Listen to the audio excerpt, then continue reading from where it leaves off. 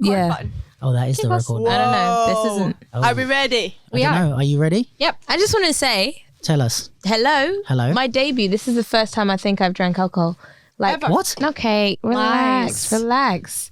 But Not the way you said ever. But no one let me finish. Okay. In years. No, you drank on your birthday. Actually, She's a liar. before my She's a birthday, in ever.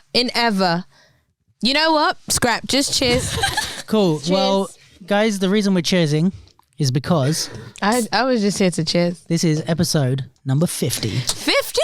of the Duke London podcast. Cheers, guys. Thank you for being here. Cheers, Luke. Thank you. Thank you for having me. If you don't... Oh, my mic is falling. And congrats. My mic is falling. If you don't know who Guys is the motherfucking AIM Collective. We love you guys. We love you. We have in this... Do you guys want to introduce yourselves? Give us your name. Give us your names, girls. Yep. My name is Kamile. So Camilla. Yeah. So Kamile. Definitely not Camille. Okay. And this is going official. Yeah. My name is Kamile. Camille. There you go. Chameleonaire. Thank you. Ooh. Pull that mic closer to you. Ooh. Who are you? Tell the people listening at home who can't My see name your face. is Lucia, aka Mother Funk. So we have Camilla and Lucia, yeah? Yep. My name is Martina. Oh, what up? And together you are AIM Collective. So for everyone listening and everyone watching, this is episode number 50 of the Duke London podcast produced by The Capsule. I'm super happy to have got to episode 50. Super happy that everybody that's been supporting and listening along the way has done so. I'm super happy for all the guests that have been here because it's 50 episodes but not 50 guests because some of them have been multiple as this one is, so it's like I don't know how many, but it's a lot more than 50 that people that have come through. Super grateful for everyone's time and support and just wanting to come down and have conversations with me. And what else? Yeah, like I'm like with the podcast and with the capsule, like I'm on like let's say like stage 1.5 out of 10. So it's always like I'm always not quite happy with where I'm at, or I'm always like looking, okay, but what's next? And it's like to get to something like episode 50, especially when I remember like, and it's been 2 years now that I've been doing this, and through the pandemic, 3 lockdowns, I still managed to get to episode 50. I'm super happy about, and just keeping the consistency and still looking towards doing bigger and better things, but just just happy to be here. And thanks you guys for making it episode 50 and coming and having a drink with me. Yeah. Thank you. Yeah, you're doing a great job, Luke. Honestly. Congratulations. Stop it, you guys. Stop. I paid them to We say will that. stop. Oh, No, well, he no, didn't pay no, don't us. stop. I didn't mean And now stopped. So yeah, we are at Pirate Studios. We are with AIM Collective. And what's up, guys? How the fuck are you? I'm actually great, thanks. Me too. That's good to hear. Yep, I'm good. Sick. Well, that's the podcast done. Thanks everyone for listening, and see you next week. No, what's happening? How's life? What are you guys up to? What I am up to? A bit of dancing, a bit of gym, Yeah. a lot of work, Cool. a lot of me time. Because you don't dance for work. No, I mean I get paid, Yeah. but it's not my main income. Okay. So I've got a job. No one cares, but I've got a full-time job. Everyone cares. You're on the podcast. What is your job? My job is I'm a project coordinator, so I work with beauty projects. So like store development. Okay. Yeah. Sick. And is that something that you want to do, or do you want to do dance full time? No, I don't want to do dance full time. Like I don't want dance to be my I don't want to capitalize on dance. If I get Ooh. paid, then that's great. That's my hustle in a way. But I'm happy with the job I have. I'm happy with the company. I'm really happy with the team.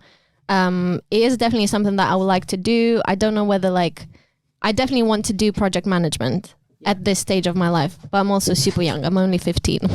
Wow. That's true. That's definitely not true. Don't say that. Catfish. So it's more something like you're leaving for later on in life. What, like my full-time job? Or like what do you mean? Capitalizing on the dance, or No, it's I'm just not something you leaving never will do. No, I don't think it will ever be that exact. Like, I don't see it at this point, because I'm only getting older, and like with getting older, I want to do different things than just sweat in the battle. Sure thing. Yeah, I hear that. What about you guys? Do you want to do dance full time? No, similarly to Kamile, I don't capitalize on dance. I don't see it as my main source of income, or some may say my only source of income. Yeah. Making money off it, just, when I'm booked, I get paid and that's fine. But my main source of income is through retail at Size currently. Yeah. I also do the creative direction for their social media, as well as sometimes Size official social media too. And on the side, I support a lot of designers through PR work, which is what I used to do. So sometimes I get pulled into directing some shoots, assisting some magazine shoots, or styling, assisting, just being on set really, or on standby at events, maybe London Fashion Week or Paris or something like that. But it's things I used to do in the past. But yeah, so creating for brands and things like that are things I'm used to doing. And I don't wish to capitalize on dance fundamentally in the future either.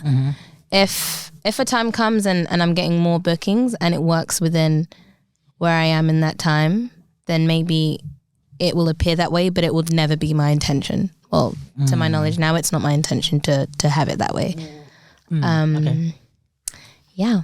What about you, Lucia? So yeah, dance is definitely my main income. I had a job once. I had one job. Just pull it. Yeah. I had one job. Yeah. My job was at TK Maxx. Okay. I worked there for 1 month. Hated it. I hated it. But who wouldn't hate TK Maxx, right? Have you ever been in the shoe I section can in imagine TK Maxx? working there would be horrible, yeah. It's literally one shoe over here and one shoe over here. And you take that shoe back to that shoe and you go to the other shoe. And somehow that shoe is still back over there. It's a nightmare. And I started getting annoyed at stuff that I do in shops. Yeah. So like someone will leave something somewhere or whatever and I'll be like, why the fuck do you leave that there? Yeah, like, can yeah, you yeah, just yeah. be an adult? And then I would go into a shop and I would do the exact same thing. Mm-hmm. Yeah. Anyway, I hated it. And I'm probably also just too lazy to do anything else. So I just found what I'm good at and I thought, right, I'll just do that. I'll just stick to that. And I also feel like I want something that I can give 100% to. Right. Rather than having like a plan B or Sure. like, not even a plan B, because you can have them like together or whatever. But yeah, I just want to focus on this and I want to be famous. She does. She does. No, I'm joking. Go on, You love are it. famous though. You are? You are famous. You've got 3,000. Something like that. Whoa. Imagine that like amount of people in one room. Is that No. not crazy? Just Yeah. watching your No. stuff. Like, imagine No, them they outside don't. your house because they're following you. Imagine them actually following you. Oh my God. Ooh. There's like 4,000 people like following me and I'm like, oh my, like I'm only, but then, too far. But then I'm only following, I don't know. Oh like, yeah, like 3 people. I don't know, like, but I'm still following You are. 400. So there's 4,000 behind me and then there's 400 in front of me. Yay. That's deep. Yeah, but that crazy. many people isn't actually watching all your stuff. No. Yeah. Like I've got 3,000 something. I could probably check. I think it's like 3. Let me check. It probably dropped a couple. Yeah, what the hell? Since I started lose this sentence. followers every single day. it. Why? Yeah, so let's say there's no- I don't know. I've got They like might be fake. 3,100 and then like my stories are like 400 people. Yeah, you're not interesting. Maybe that's That's why. true. My Maybe stories you need suck. to just post us and then, Yeah, you get the Go viral. 3,000. get verified. Do the Macarena challenge. Yes. Oh, Coming yes. soon. Oh, No, that was a That that was a my, weird laugh. That's my cheek Everything about this is weird. Yeah. And Do you guys Yeah. feel weird being on a podcast? and live. Yeah. no, actually, I think it's like I really enjoy the voice. My voice inside my head Yeah. is just different. Technically, isn't your voice always inside your head? Unless you don't Is hear it? yourself in your No, head. no, no, no, Some no, no, people no, don't. no. But your ears are outside of your head, so your voice. Your voice comes from your. Oh, Inside your yes. head. So it's doing that. Yeah, voice is That's not inside crazy. of your head. Yeah, that's true. That's your conscious But if you conscience. Yeah. Yeah, because you can actually have a different voice in your head if you want. Like my voice could be Drake. no, right but I now. mean, when you speak, your voice comes from inside your head. Yeah, that's why when you say something really funny in your head, or you say something like an I don't mean accent your or something. mind though. I mean like when you literally speak, it's coming Yeah, from but- inside your head. Yeah, but when you say something in your head and then you say it out loud, it could be like totally different from what it was in your head. Yeah, but I think you're talking about Martina's face is like, She said her voice "What?" could be Drake in her head. And I just left the chat. You could. Just Like, left. just everyone stop right now and imagine Drake. Does everyone know what Drake sounds like? Yeah. Right, stop for 1 second Okay. and just imagine Drake in your head. Yeah. See? he's dancing. He's not talking. No. He's doing that. Oh, right, everyone imagine David Attenborough. Yeah. But no, I don't know who that is. This podcast has been Okay. derailed immediately. That's mad. Everyone knows who He'd David be like- Attenborough is. Everyone watching it. I can't do the impression of David Attenborough. It's fine. We get your point, Lucia. Yeah. Okay. We get Okay, no so in her head. our voices inside our mind. I get it, and also so is Drake sometimes. Yeah. So let's continue a conversation that we were having in the Uber on the way here. Okay. Um, What was that again? so Grivenometry, Oh. for context, is doing an event where they are having. So let me go back a step. Grivenometry is an event where they do women. No, fuck my life.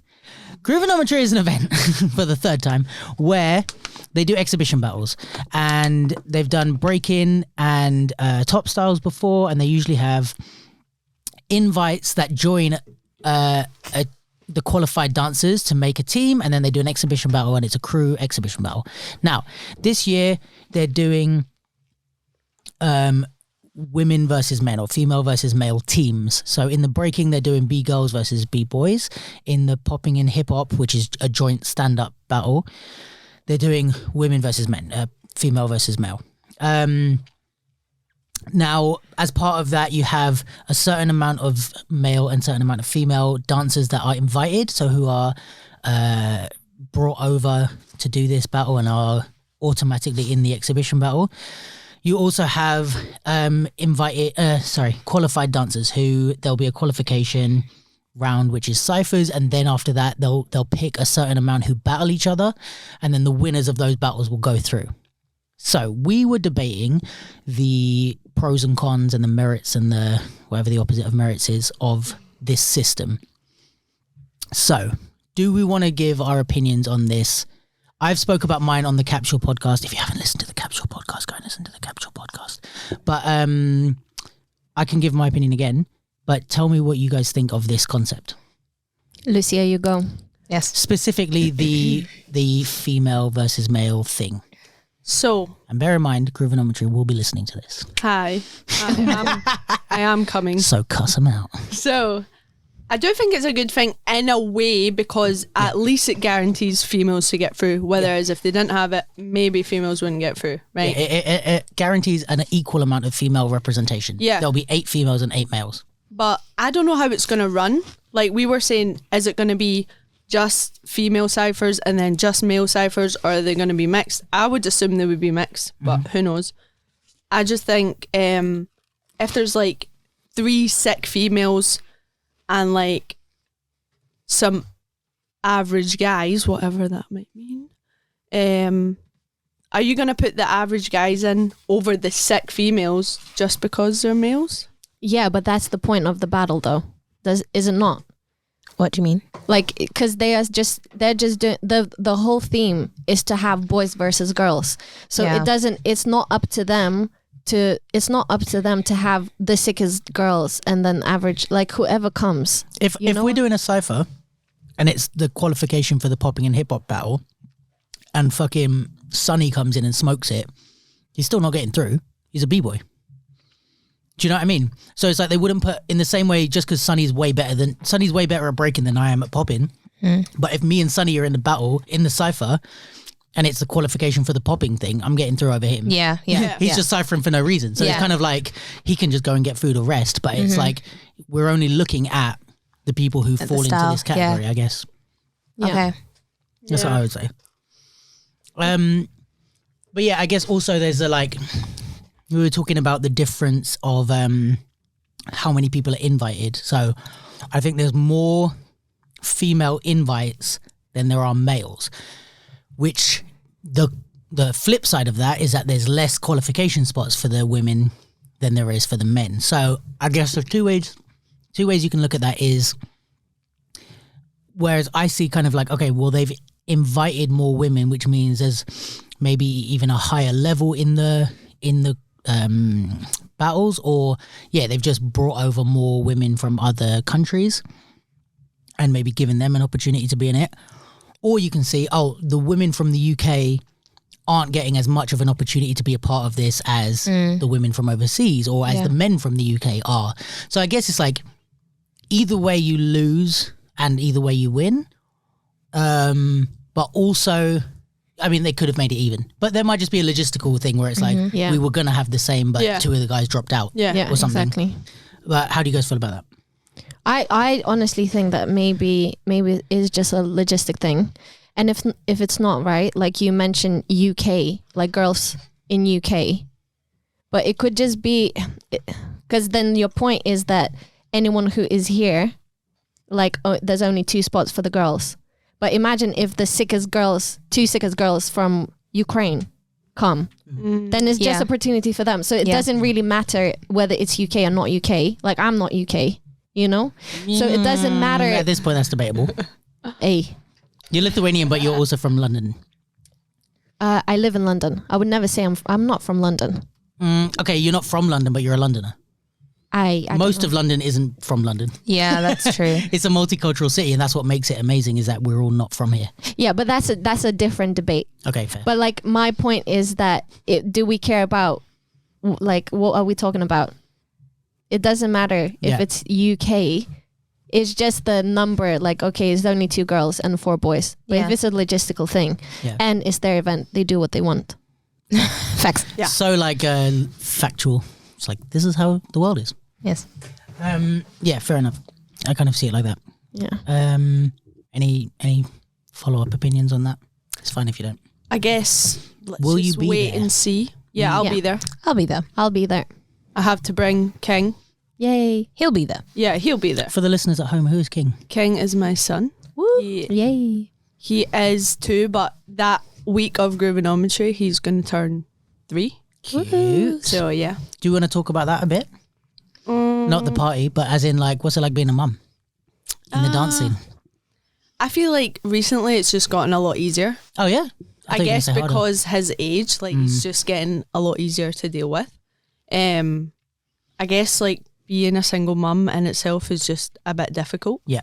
And balancing it with dance, like I have a lot of mum guilt. Like, am I doing the right thing? I'm going away for like a few days. Like, is that okay? It's a bit difficult sometimes, but I am doing it so that I can give him the best life possible. Yeah. You know, like I'm not just going away to have some fun and then coming back. And the days that I am in London or I am travelling, he is with his dad anyway, and he would be with his dad if I was still in Scotland, because that's his dad's days. But yeah, it's difficult. I won't lie, it is difficult, and I feel like it's more difficult because I want to live in London. Right. And if I didn't have a child, I'll be here already. I'll be in a shitty little single room with like a single bed or whatever. Like, I don't care. I wouldn't care. But now I have to rent a place, like a 2-bedroom, like something suitable for a child. Yeah, it makes it way more complicated. Way more complicated, about. And like, I'm not fucking rich, like. Yeah. Yeah, it's tough. And then I also have to like set up jobs before I even get here, and it's just a lot. Yeah. So yeah, it's hard, but So I love are it. you considering that process of moving? I am actively looking. Okay. Yeah. I don't know how long it's going to take, but I am on the market on... Wait, what's the other one? What's the other one on Gumtree? the market? Spare room. Gumtree? Zoopla. Not. Facebook the groups. Facebook Market? No. What can I look are we at? talking I have about? no idea what you're talking about. Places to look for houses. Spare room, Zoopla, Gumtree. No. Gumtree. Can yeah. Am I? Okay. Anyways, I have the apps. I have 2 apps. I have Zoopla, but I don't go on it because it didn't have as many options. But yeah, I am looking and I am messaging and phoning, and it's just like, That's good. just whatever suits me. Like, So are you thinking to work freelance when you're here, yeah. like dance wise? Yeah. But you are actually quite, like, you are a freelancer now. Yeah, in like- Scotland. I already have my work set up in Scotland. Yeah. And then obviously the work that we do, Yeah. it's just extra money on top. So Nice. Yeah. I'm stable there. Yeah. And I also have just got a new house because my flats that I'm in are getting Taking it knocked down. Yeah. So they've just given me this sick place and I haven't even been there. I've had the keys for about 3 weeks, right? And they said you've got like not too much time to move out, but it's kind of like flexible. And I just haven't even went back. And it's sick and I love it, but I don't even want to go there because You don't want to get comfortable. yeah, and my head's not there. You know, like they phoned me about it and I was like, oh, Wow. okay. And the guy was like, why are you not so excited? Like, this is sick. Like, it's a bottom floor, you got a garden, da da da. I'm like, yeah, But I'm about to leave. How long till they knock down where you're staying? maybe starting next year. Oh, so you have some time. Well, yeah, but they kind of made it as if like, Get out. Or like you have to go. Yeah. And I have to take everything. Like, I have Yeah. to rip up all my floors. Yeah. Whoa. Take the Wait, but do lampshades you and have stuff. to do that even though they're going to tear it down anyway? Well, they've given me money to move out. yeah. I won't say how much, but they've given me money to move 10 million. out. No, definitely not. She would be moving So to I London have with to that sort money. it. Like, I have to either hire someone or get a friend or whatever. But why is it your responsibility to move the floor? It's your floor, didn't you say? That you like, it's your floor. Yeah, there was nothing when I moved in. Yeah. Like, no flooring, so it's You just my had to floor float that I put around down. the house. Yeah. Yeah. I have to take everything. Like, people are getting charged for leaving light bulbs and Oh shit. pins in the walls and shit. But 'Cause if you- charge, like, I just feel like it's To demolish. Like, are Yeah, they like- demolishing the whole it's at place? your inconvenience, like that they're asking you to move, That's why they gave us the money on it. and that they give you the money, and they're like, "Can you help us by taking everything down?" Yeah. I'd be like, just give me a little bit less money and you do it all yourself. Yeah. No, I'd give me more money for And doing for that me because doing I've it not for- asked to move. yeah. Oh, Oh, well. Ooh, Martina should be a lawyer. Yeah. I really could be. Oh my rest gosh. my On the case. defense, oh, that is my life. That is my life. I've got 2 questions. Go Hit on. 'em. Is it the new one? Is it on the ground floor? Yes. So with the garden? Yes. Okay. And then the second question, I always wanted to know, you know, like when you post your stories, you're always in the living room. Yeah. And is it like, do you dance after King's asleep? Yeah, I do. Oh, okay. So I That's very cute. if I'm like training, you like King is up what time, like 8, 8:30, 9, right? If I'm lucky, he'll get up a bit later. I'm not very lucky though.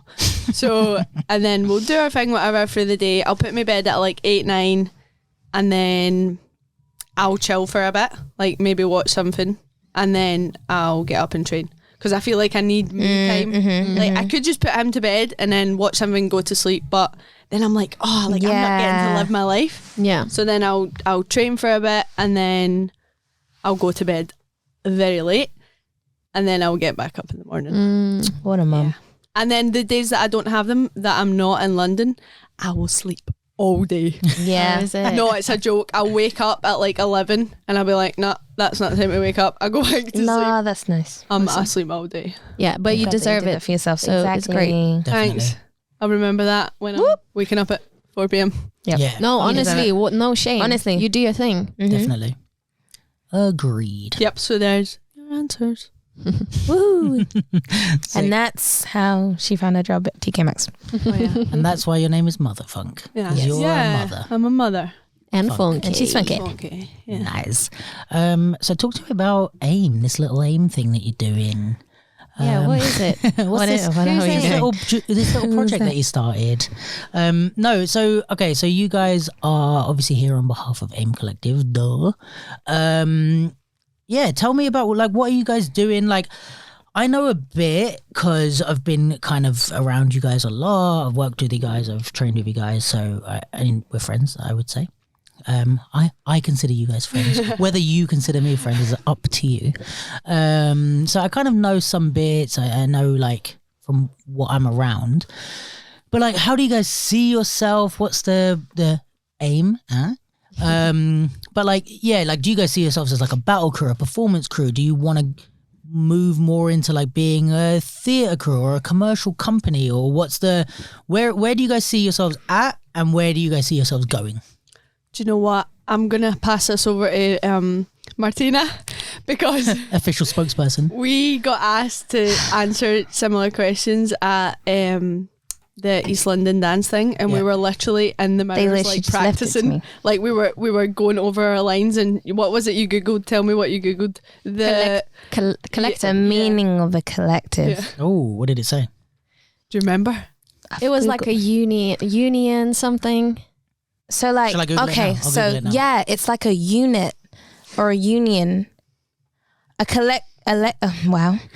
collective of people that all like aspire for similar things. Yes. that You know, was they one. devote themselves to one thing together because you are powerful in numbers. Yeah. So who are we? What are we? We are AIM Collective. Could you ask me your question again, please? Yeah, so where do you guys like see yourself, let's say starting with now, like do you guys see yourselves as a battle crew, as a company, as a theatre company, a performance group? Where do you guys see yourself at, and is there somewhere you want to move towards being? What's the end goal with AIM? Like if it was the perfect thing in an ideal world, what would it be? You know, someone gives you £1 million to start your business and set up the company exactly how you want it. Does it involve opening a dance studio? Does it involve, you know what I mean? Yeah. Okay. It can just be your thought. It doesn't have to be like the right answer. There is no end. Like there is no end. There's no end. Let's goal start to with art. that. There is no end. Yeah. The objective behind our collective is to offer representation in the community. Ooh. Because you can take a look at the community, you can go elsewhere, into other communities, and you'll see there aren't other people doing what we're doing, let alone other women doing what we're doing. Which is why, I mean, when look at us, we're all women. So yeah, let's talk about that. There aren't enough women representing this style, or enough women in the community as a whole representing their style. So anywhere you go, the minority will be a woman. And it's almost like the token to be like, we need some sort of inclusivity. So they'll choose the same woman. Or maybe there's a small number of women representing some sort of style. So we're out here trying to conquer and divide that. Mm-hmm. As well as that, I don't think we're a collective that's aiming for, well, just competitions, battles, showcases. We'll do it all because in the walks of our lives as individuals, we've probably done it all before as well as individuals. So you'll find us at hip hop theatre performances, creating projects for ourselves as well as a unit, battling, supporting events, because we're also young as well and enjoy living our lives together. And it looks like, well, we're on a crew thing and we're actually just out party, just enjoying ourselves. So you'll find us in a lot of creative scenes because that's what actually represents us. So I would also say that's what represents AIM Collective as well. So I think the word collective is kind of perfect because it doesn't sound like one thing. So in the future, going on to that question, in the future, I see us traveling as a collective as well as individually to represent the collective and represent our ethos, which is representation. I said represent so many times. But what did you say? I said drink every time Martina said representation. Yes. Cheers. So yeah, in the future you'll find us traveling more, showcasing more with travel. So we don't want to just travel to just battle. Like we can, because performance wise as well, I don't know if you've seen some of our work, like at Breaking Convention. Shout out Breaking Convention for having us twice. Yeah. Some of our clips there, like a lot of that is our own work, you know, in collaboration with Sean's direction. Yep. Shout out Sean, Amy. Who's he? Who's That guy that lays on the floor. He's I've never met that guy. So yeah, a lot of creativity towards our projects is a collaboration with Sean, and that sort of thing you won't see addressed during a battle or at a party. So it's so important that we direct that attention in hip hop theatre and these sorts of shows that allow us to expand as individuals and as a unit, and open up the idea of what you can do with the style, you know? So it's really expansion. We're going to be traveling, we're going to be teaching, we're going to be dancing. We're never going to stop dancing. and in everything we do, we'll input our personality so that will always change. Nice. So it's always funny. Yeah. So you would say you're more like in embracing the collective as a term.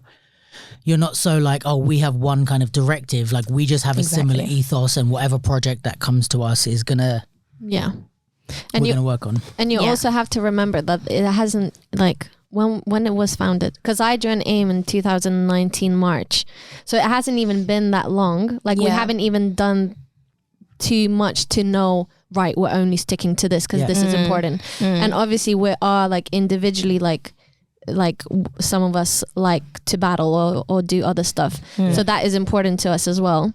So we know if it comes along and we're like, yeah, this is sick, like we can do this. It's more that now, I think. Okay, that's my opinion. Because it just hasn't been like, it hasn't been 10 years for us to just be, we're only a theater company or whatever. And I guess like you didn't set up with the intention of like, this is what we're going to do. Yeah, like, exactly. You know what I mean? Like when I set up the podcast, I know what the point of it, I know this is what I'm going to do. It's a podcast. It does this, this is, I can still develop it and build stuff, but it's like, okay, this is the plan. Yeah. Whereas with you guys, it's more like we have a similar interest but not a similar plan, so we'll decide where that takes us, and even if it's like one of you does something or two of you or three of you, it's like it's still part of that same mission. It's still AIM. Interesting. So let me ask you a potentially hard question. What are your thoughts on AIM being a women-led like empowerment thing, but with Sean being the director? Ooh. How do you, and I'm not saying that to criticize, I'm saying that because I've heard it brought up. And I've actually had your back all the time. I want to know what they said. I'll be as transparent as possible. Not in a sense of chatting shit, but in a terms of like, what is the different, like is, how do I explain this like without trying to go into every single one, but like where it's like, okay, this is a female led group, but is it a female led group or is it a male led group that has females in it? You know what I mean? Like whereas like Boy Blue has women in it, but would you say that Boy Blue is a women group because Kenrick is the leader? So then I think and I think this is one thing that I would say, and like I said, and if you want me to say my defense, like I've defended you guys a lot in that circumstance, but I think it's like, this is what's good where Sean like directs, but he's not the, like from being inside you guys' process, he's not the be all and end all. It's not like, you know what I mean? It's like, it's a collaborative thing. It isn't, Sean maybe founded it, but he's not the one that says, no, we're doing this. If you guys have ideas or you want to do stuff, you guys are in similar positions of power with him actually, and maybe it's just because he's been around the scene longer that people know him and that he founded it. But so just how do you guys, is that something you've thought about or something that you feel like you need to care about or address, or is it something you just live your life with? Never thought about it. Really? No. I've never thought about it. I think the perfect answer to this would be what like when you explained how AIM like even came about. That is the perfect answer. So I was going to say this as well, but thank you. For the alley-oop. So AIM was actually brought together by Sean in, I would say, September of 2018. And that was due to Sean having work elsewhere, but being asked to showcase somewhere in London, UK. Okay. So I think in his perspective, no better way than doing that would be to have none other than to have people that represent what he teaches and how devoted and passionate he is to his students, which he is. If you've been to Sean's class, like he'll push anyone, regardless of what style you fall under or you enjoy practicing. But I would say the people he had brought together, people he'd recognized that actively push in the style, they want to constantly train outside of class as well. This was before, like, I would say there were many circles that were open to any freestyler. So after class, you're kind of like, well, where do we go with all this information? And I know that there were a lot of people at the time where I was in those classes that would also ask the same question similar to me. Yeah. So he'd recognize a few of us were constantly showing up, and so he thought, how about I put a small team together? And I honestly believe they just so happened to be women. Right. And there was a number of us, like maybe like 12, and then maybe after a while, like some people couldn't really do the show or commit to like even the rehearsal, because if you're not full-time dancing, then it's hard to even to commit to one rehearsal. For sure. And from then, the desire came from us. You know, we wouldn't be here unless we wanted to be here. So sure. I wouldn't even say, like, you kind of have to look at it literally. Like, no one is making us do any of this other than ourselves. So the fact that you have some sort of producer director there that is a man, it means as much as it means to you, you know, as opposed to us. Because again, there is no way we are practicing the style individually and then coming together as a unit, and then you're still looking at, but there's a man directing. Like, come on, get your finger out your ass kind of thing. You know what I mean? Like, She's like, you swore. And also like people who asked you this question, right? Yeah. Like, think about it. The whole point of having inclusivity, the whole point of having enough representation is not to divide. Yeah. It's not to be like, oh, so if you are representing females, so why is your, like, whatever Sean is actually director or choreographer, like however you think. Anyways, it doesn't matter, right? We don't have to have a female lead, whatever, to be like, we represent. No, we represent, but we're also good. And it doesn't it's not about, it's not exactly about that. I understand that we represent, as we said, what's important to us, but it's not always important to us. When we dance, we're not, as Martina said before, we're not thinking, oh, well, I'm a female. Like, no, you just dance and that's what you enjoy. So again, to come back to the question, it's not about a divide and seeing the difference. Oh, well, but Sean is a man. In a way, Sean just happened to be a man that like taught us, you know. Yeah. That's I also just think you can't make everyone happy. Like, people are gonna complain if it's a female running it, like, oh, like, men don't take initiative, and then when a man takes initiative, it's like, oh, well, why is it a man? 100%. Like, this is so true, I think, with a lot of like issues like this, where like if you did have a female director, it would be like, see, a woman has to come together to do this. And then it's like, if a man does it, it's like, well, why could it be a man that 100%. And it's like, also, it's like, if you accept and say that, you know, there's the patriarchy and men can open doors that women can't, like, you actively have a man opening doors for women. So if that is the case, that it's like the director is there because of this patriarchal like setup that we have, whether it's in the dance scene or in the world, he is going out of his way to say, well, if I'm going to open this door for someone, if I have the privilege to have this key to a door that other people can't unlock, let me open it for a group of women, even if that wasn't the original, you know, like you said, like he put together the group with just people that were consistent at his class, and it's like, oh, it's all women. But it's like, if it was now like, okay, I've got an opportunity to do something here with this, let me enable them to promote women. And it's like, this is again one of the things that it's like, it's not me fucking interviewing Sean here. I mean, he's here, but it's not like, it's you three, and it's like, it's not like Sean in a lot of the videos, it's you guys, and it's like, it's not let me climb over the backs of women to promote myself. It's like, let me put myself as far back as possible and put them as far front as possible, which is, for me, it kind of speaks volumes, but I'm a man. Exactly. So. I think that's so interesting that we're even, that's even a conversation people would even have with you, or maybe they would want to have it with us, but because I'm just like, already that's it's not a problem unless it's a problem to you, but the point we're making, you're going everywhere but to the point. It's like, but there's a man doing it. It's like, okay, so what so our what whole now? thing is invalid. It's like, it's so at the bottom of everything, you know what I mean? That I'm like, how you know what I mean? All over the page, where do you see Sean?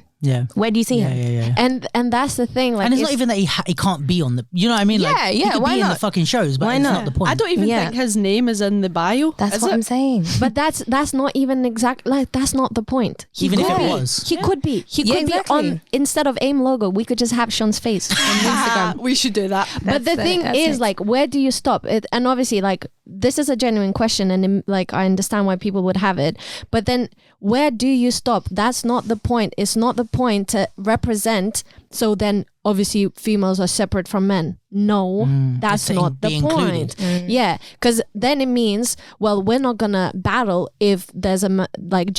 Male judge. Wow, took me some time. Yeah, or we're not gonna go to a theater show because it's, where do you stop? So that's not the point, guys. Thanks. Yes. Because I think this is kind of like, you know, going back to the groovonometry thing, and like I kind of made this point on the podcast, but like people have criticized, let's say like Just Taboo, where, you know, they had that women's one where they had 4 women judges. Yeah. And it's like, okay, we have 4 women judges, but then the whole 10 years before has been men, all women judges. Then the next years are men. Yeah. And it's like, okay, that's not representation. That's just what, like, fine if you want to do, you know, a celebration of women, like that's cool to only do once. But it's like, you also realize that you're not including that. You know what I mean? It's like, you've said we're going to celebrate women and then also showing that you're not including them in all the other things. Yeah, I don't missed think what the they point. realize is that what they're actually doing is making a point. They're shooting themselves in the foot by being like, oh my goodness, we've just realized that you guys haven't existed to us. Here, exist. All 4 of you come together. For once. And then all of a sudden it's bye. Yeah. It's like them, I don't know what other like phrase it is to say something than to say this, but showing your asses to the public by being like, look at what we've done. It's like overcompensating. Like, I was you gonna realize say. there's a gap, and then you're like, oh, no women. People are saying there's no women in the organization. All right, well, let's get all of the women, and then you show it, and then people say, oh, women, and then they wait. Hold on a minute. Now that I mention it, Just Taboo have never had women. Like exactly, it makes it kind of worse in a way. And I don't have a problem with the idea of celebrating anyone. You know, like it could be like a cultural thing. It could be women. It could be men. Whatever. Fine, celebrate them, have a all women's event or whatever, cool, like it's a celebration, but it doesn't equal inclusion because the rest of your events are not inclusive, or, you know, for the most part not inclusive. I also don't think, I don't know if this is an argument, but when people say, oh, but women have got to the finals and what, it's like, that doesn't matter. It's about the who you employ to be in the thing. But yeah, I mean, it doesn't really count as inclusion, I guess. No, like they missed the point. they just kind of they missed the point. But it's fine. It's okay to make mistakes. It's just like, if you're listening. I mean, at least they're trying. It's better than an event not having exactly. anything. Yeah, we have to admit that as well. You know, and it's like, you know, this is the other thing. Is like, without going into too much of a bigger topic on that, it's like, I think with these social topics, right, we realize that places have been getting it wrong for a long time, and the world is set up in a way that most people are getting it wrong in some way, shape or form, whether it's about homosexuality or any type of sexuality or gender or race or whatever. Like, the power structure is off, right? So as soon as someone tries, we immediately jump on their back and say, you did it wrong. It's like, fuck. Like you can't win. That's yeah, exactly. So most people are like, well, when I don't do anything, I don't get criticized. When I do something, I get criticized. But what do we want people to do? We want them to try.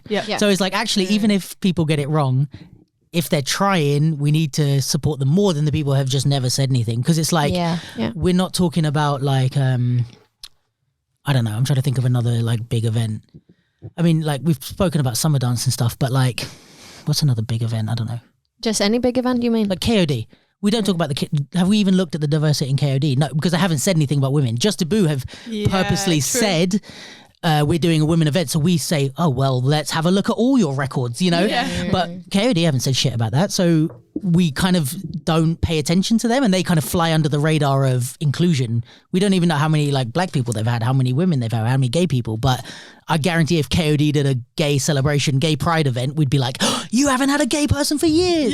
You know what I mean? Like, so I think just smacking the mic.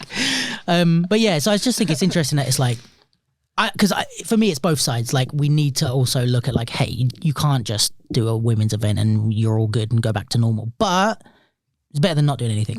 So fair play, you know? Yep. But like Kamile said, like, mistakes are part of growth. Like, you actually, like, if it doesn't challenge you, it won't change you. For them, after they've done that, now they can do greater things because people see someone that's actively trying to do something. Like, they've seen where there's a loophole and they're trying to create something different. Yeah, for sure. So definitely. So I'm not like into like, just shitting on everyone who's trying. But so okay, let's talk popping scene in the UK then. So what do you guys feel in terms of like staying on I guess it's feminism topic?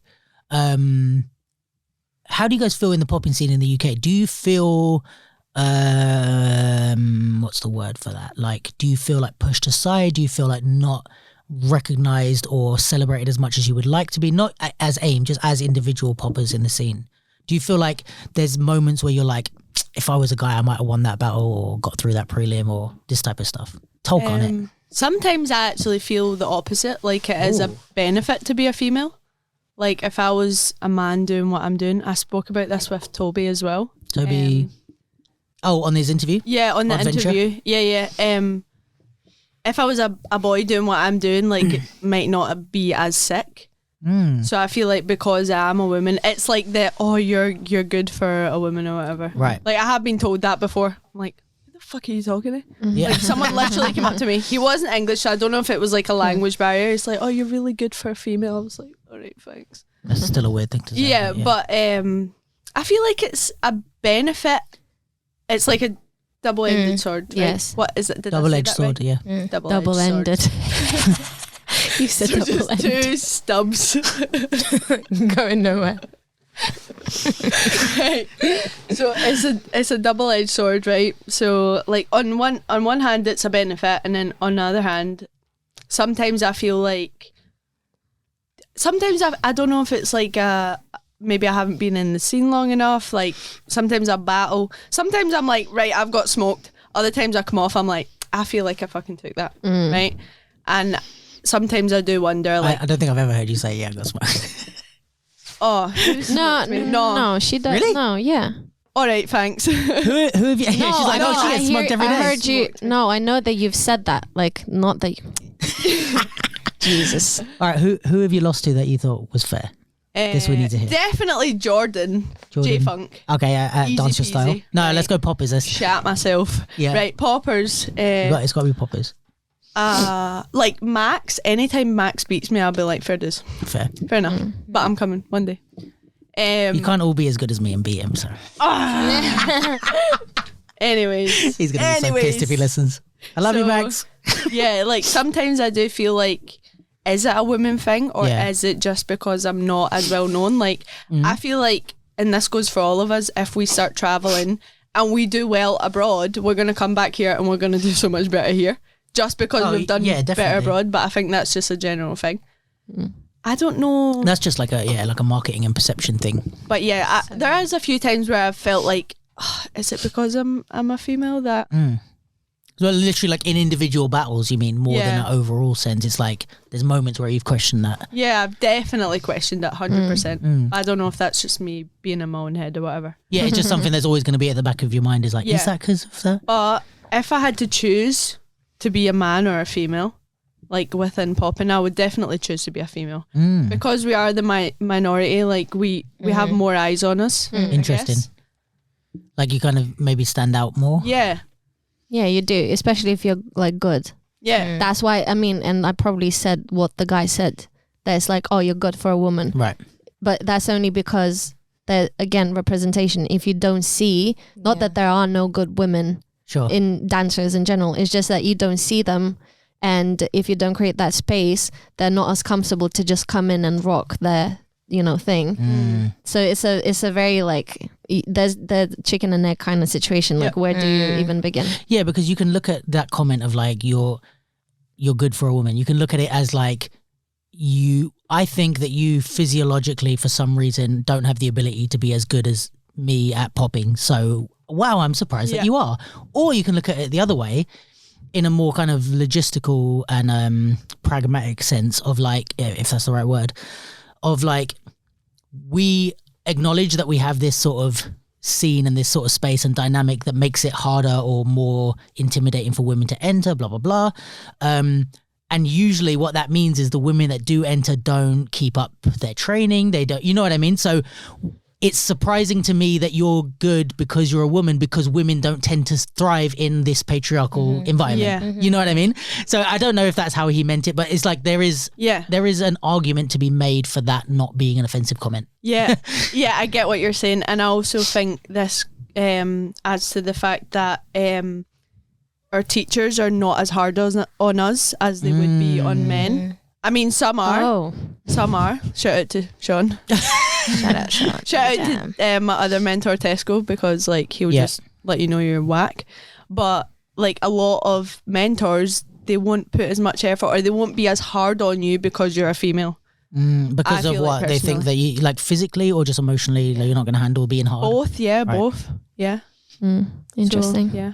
So is that like, because you said like shout out to Sean, is that something like you guys respect from Sean, of like, I'm inferring from what you said, but like that he, in rehearsals and stuff, he's like being as hard on you as you think he would be if it was someone else? Yeah, definitely. Yeah, even taking it out of rehearsals, I really want to take it out of rehearsals just so you don't think like, or just so no one thinks he's only hard on us because he wants You're like, collective. he's an asshole all the time. No, but like he isn't one way with us true. because he isn't one way with us because he wants AIM Collective to thrive. Right. AIM Collective thrives because we actually listen and take his advice. Sure. And he's exactly the same way with his practice in class. Like he'll observe the room and he'll notice like your strengths and what you can like just push you. You know, like it doesn't matter who you are, or even if it's just your first class, like everyone's in the same pool of water in his class. Yeah, that's true. Nice I feel that when I went to his class. Yeah. I feel like we all learn like that as well. Like we learn when we're pushed hard. Okay. I think your mentor as well, like you've spoke about him before, he was quite tough on you, right? Yeah. Talk about it.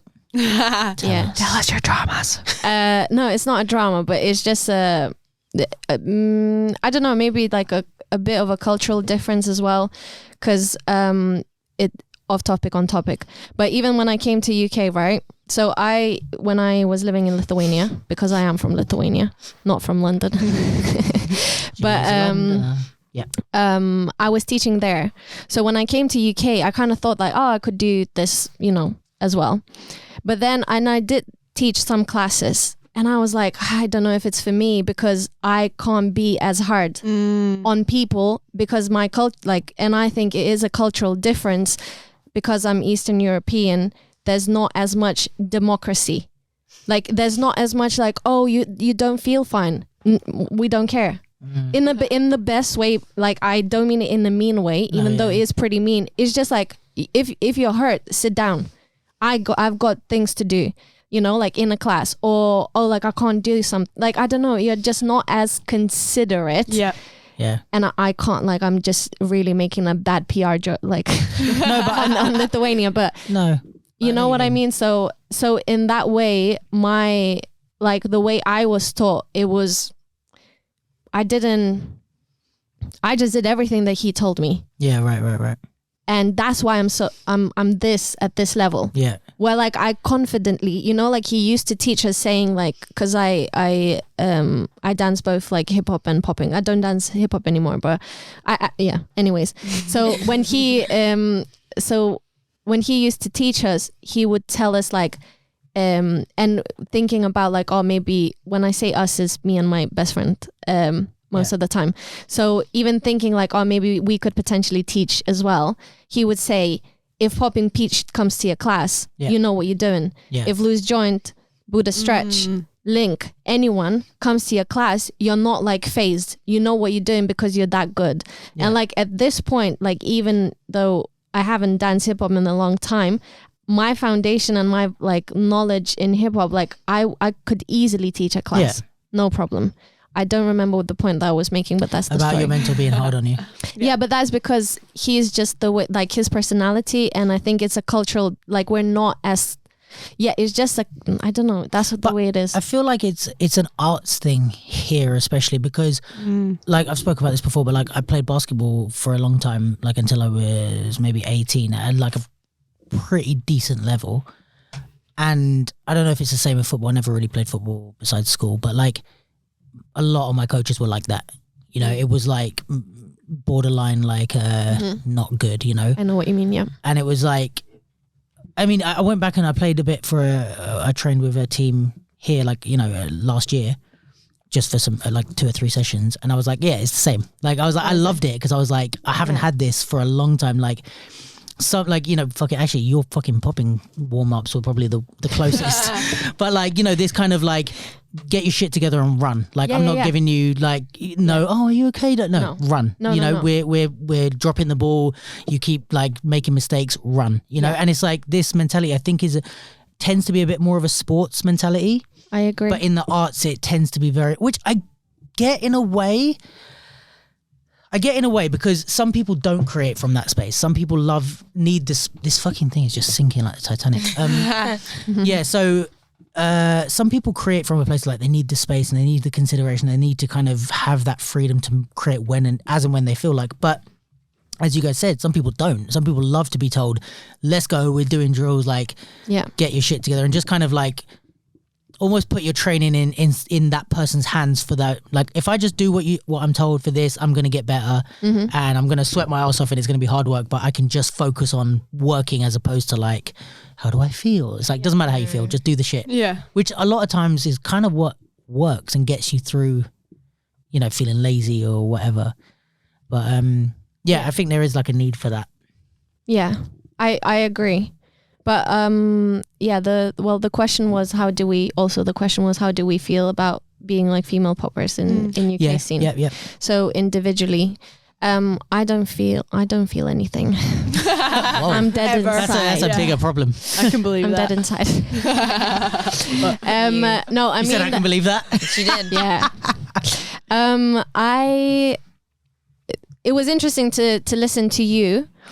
Because then when you were speaking, I was like, maybe, but because I don't know if I pay enough attention to even think what other people think. Yeah. I don't know. I'm so happy that I found this passion. The best time I have is probably like just with like, regardless whether I'm a female, like it doesn't matter how I identify, and I do identify as a female, but it's not the point of me dancing. So even though I understand what I represent and I carry that weight with me, but it just kind of happened to be me, you know? Like you can't choose. Like, I am a female and I dance this way because I am one. Because I would be a different human if I was a man. Not only in dance, but in like everywhere. Yeah, true. Right. So I don't think I've felt something came to my mind. Hit it. Expose it. No, I can't. I don't want to expose it. Yeah, sure. It's I have to like get rid of that feeling because it would just like not eat me alive, but it's harming me more than the other person. Yeah. But okay, I have been in situations where I was treated in a dance community, and I was treated a certain way because I was a female. Okay. That man felt like he can say, thanks. That man felt like he could say things to me only because I was a female. Yeah. And it's like then it's no longer like dance dynamics. This is like you're bringing personal. In the personal, like more wider world patriarchy kind of mentality into this dance world, which is like what you were saying was like up until that it's been in some respects a safe space, because it's like if you take away the gender of someone and you're just imagine like a silhouette of a person, you can't really tell, oh, that's a woman popping or that's a guy popping. Breaking, I would say potentially you could see without seeing you could be like, oh, this is probably a B-girl by the way that they move, I guess. Popping, I think less so. And it's like, so you're able, I guess what you were kind of saying, and correct me if I'm wrong, is like you're able to kind of go into popping and actually just be like a human or a popper. You're like above in a way above, beyond like the sexuality or it's like I'm a popper, and then maybe you're looking at like all the other poppers as your people, and then the hip hoppers are different as opposed to like women and men split. You know what I mean in that way. No, and I agree, and like it generally, like I never feel a certain way. There are situations more that like if I dance against someone who is like more known, or just has a different status in the scene, sometimes I feel like, oh, I don't know if I lost. You know, but only because I don't have that status. So I need to work my ass off to get to the level where even the judge feels comfortable to be like, yeah, she won. Yeah. Because I feel like sometimes judges are just like, well, I don't know. I mean, 100%. Yeah. But then again, like I go back home and I'm just like, I mean, what's in my control to like be upset? And I do get upset, which I don't like, but that's the reality. But it's not in my control because I'm not the judge. If I was invited, then I would judge differently maybe. But then I just have to train. Yeah, and you know, winning or losing a battle doesn't mean you're better or worse than the person. It just means that the person sitting in the judge's seat decided that you won that particular round. There's also another 100 people that might have voted against them and voted for you. Yeah, you know? and that's what happens most of the time in it. Like you just finish your battle and then like, oh, I think you won. I'm like, oh yeah, thanks. Yeah, it's like, I wish you were sitting. Yeah. And you know, it's like, you know, some people are going to be more in your favor, some people are going to be more against your favor. So until, you know, that's a whole conversation about judging systems and stuff. But until we get to that stage, it is kind of just people's opinion, you know? Yeah. No, it is, but like you also have to be like, obviously the organizers have that responsibility because you invite because you pay them, because you pay money, like, you know, so it is your responsibility, but also you just putting that whole responsibility into someone's hands. You can't just really be like an organizer that paid the money. So you supposedly did the job of like your research. You chose someone that you think is fitted for the job, and then they judge it that like against you. Like you think Lucia won, and the judge thinks that Martina won. You can't just go and be like, oh, well, I think you're doing the job like wrong. You can't. So there will always be that gray area, you know. Yeah, and I think it's that's why, in a way, like even if you know people's tendencies, it's important to like hire judges that have a differentiation in the way they think. Yeah, like if you're gonna have 3 judges, it's better to have them from. You could have us. You could have you guys. Yeah, if you need 3 judges, guys, you could have us. It's us that you need. It's Lucia, Martina, and Kamile J. For 1 year only, all female representation. Make sure you can have all men. Anywhere. we can judge any style. Tap. Yeah. But do you guys think that you differentiate in the way that you think about popping? Because you also train together and learn together. Yeah, definitely. We had an exercise where we like basically watched the battle footage, and then we had to judge it. Yeah, and we definitely have a different, not like different, like different, but yeah, different. Do you think that's more used to like you guys drink to different? I'm almost done. Have we got any more? Yes. Oh, let's go. Give me another beer. Yeah. Some ASMR you know what moments. I missed it. Hold on. Nice. We're doing mukbang. Mukbang. What is mukbang? I think it's when like you eat in front of the camera and chat shit. You'd be like this. So pretty much what you do every day. Oh no, don't do it. No. Are you going to do it? Yeah. Can I do it? Yeah, do it. I'm going to do it. Yeah, do whatever you want. It's the Duke London podcast. Ready? No, because you can get you loads of views. No, trust me. You can hear they talk about everything. Right, ready. So I'm going to eat these pistachios from Tesco's. I've just picked one. I've just opened the shell and I'm going to put the shell inside the bin. Can I just ask you a question? Yes. What is this supposed to make me feel? I don't know, but people do it and they get views. People watch this before. I've got friends that will watch this before bed. I don't know. I think it's the sound of everything. But is it like that people enjoy it? I don't know if it creates like a comfort thing or. Yeah, I think it's comfort. But it makes me feel weird. It makes me feel on edge. But some people love watching people eat food, like noodles. Yeah. That's so and weird stuff like to me. Honestly. Oh, the slurping? It's time consuming. What? Eat the shell? No, in the camera. In the mic. The camera. I'm eat the nut now. I tried to go live on the capsule. I feel like everyone's just left because of that. I can't do this. Yeah. I can't do Tina, you resign. This is too much. If you guys want to see, if you want to see like a send me a DM. Separate mukbang AIM account, we can do that. Mukbang? Is it ASMR? Yeah. Why did I think that mukbang is just eating loads of food? Do you know what? I could be wrong. So mukbang is eating loads of food in front of the camera. ASMR is what I just did. Oh. so you did both. Yeah. You're an innovator.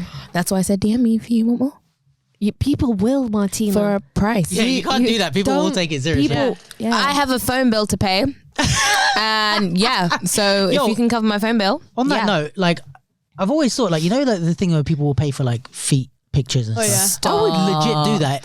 What? You'll pay for it, or You'll you'll put pay. your feet No, on? I'm not going to pay for Nah, that. you will. Like, if someone you was would. like, if someone DM me and was like, oh, send me a picture of your feet, I'd be like, and they're going to pay? Here they are. Fuck, that's nothing. What are they doing would with the you- feet? What would? I don't know. That's what I'm scared about. Have you got good feet? Should we all get our No, feet no, out? I really don't. No, I'm not doing that. No. What No, would that's it. you? I don't like toes. The question is, what would you pay for? What would I pay for? Yeah. All right, that's a good question. What would you pay for? By the way, guys, just to make you aware before we get into this topic, I'm live now Oh, is it? What, on Who's Insta? watching? Who's watching? on my Insta. Anyone we care about? I can hold the phone as care well about if everyone. you need. You're an Yeah. all-inclusive crew. Join the collective. What would you pay for, Luke? Okay, I just want to make you aware because we can't edit anything out of the live. What would I pay for? No on screen record. That's actually ridiculous. Joking. Are we talking? Oh, is this like a sexual thing? Wait, do No, you edit your podcast? Whatever No, you and want I'm to not say, going to, but- say it. Okay, what would I pay? But you're saying what would I pay for in terms of like sexual? No, anything. Not Anything. doesn't- Sexual What do is you mean? part of anything. What do you mean? Anything. What would I pay for? Like I pay for to food. see on. pleasure more, like not sexual, but any pleasure. Yeah. Like, you know, people pay ridiculous money for art or like something not a mango, not a cider. Not like of necessity. Well, I mean, thing I probably spend the most on is clothes.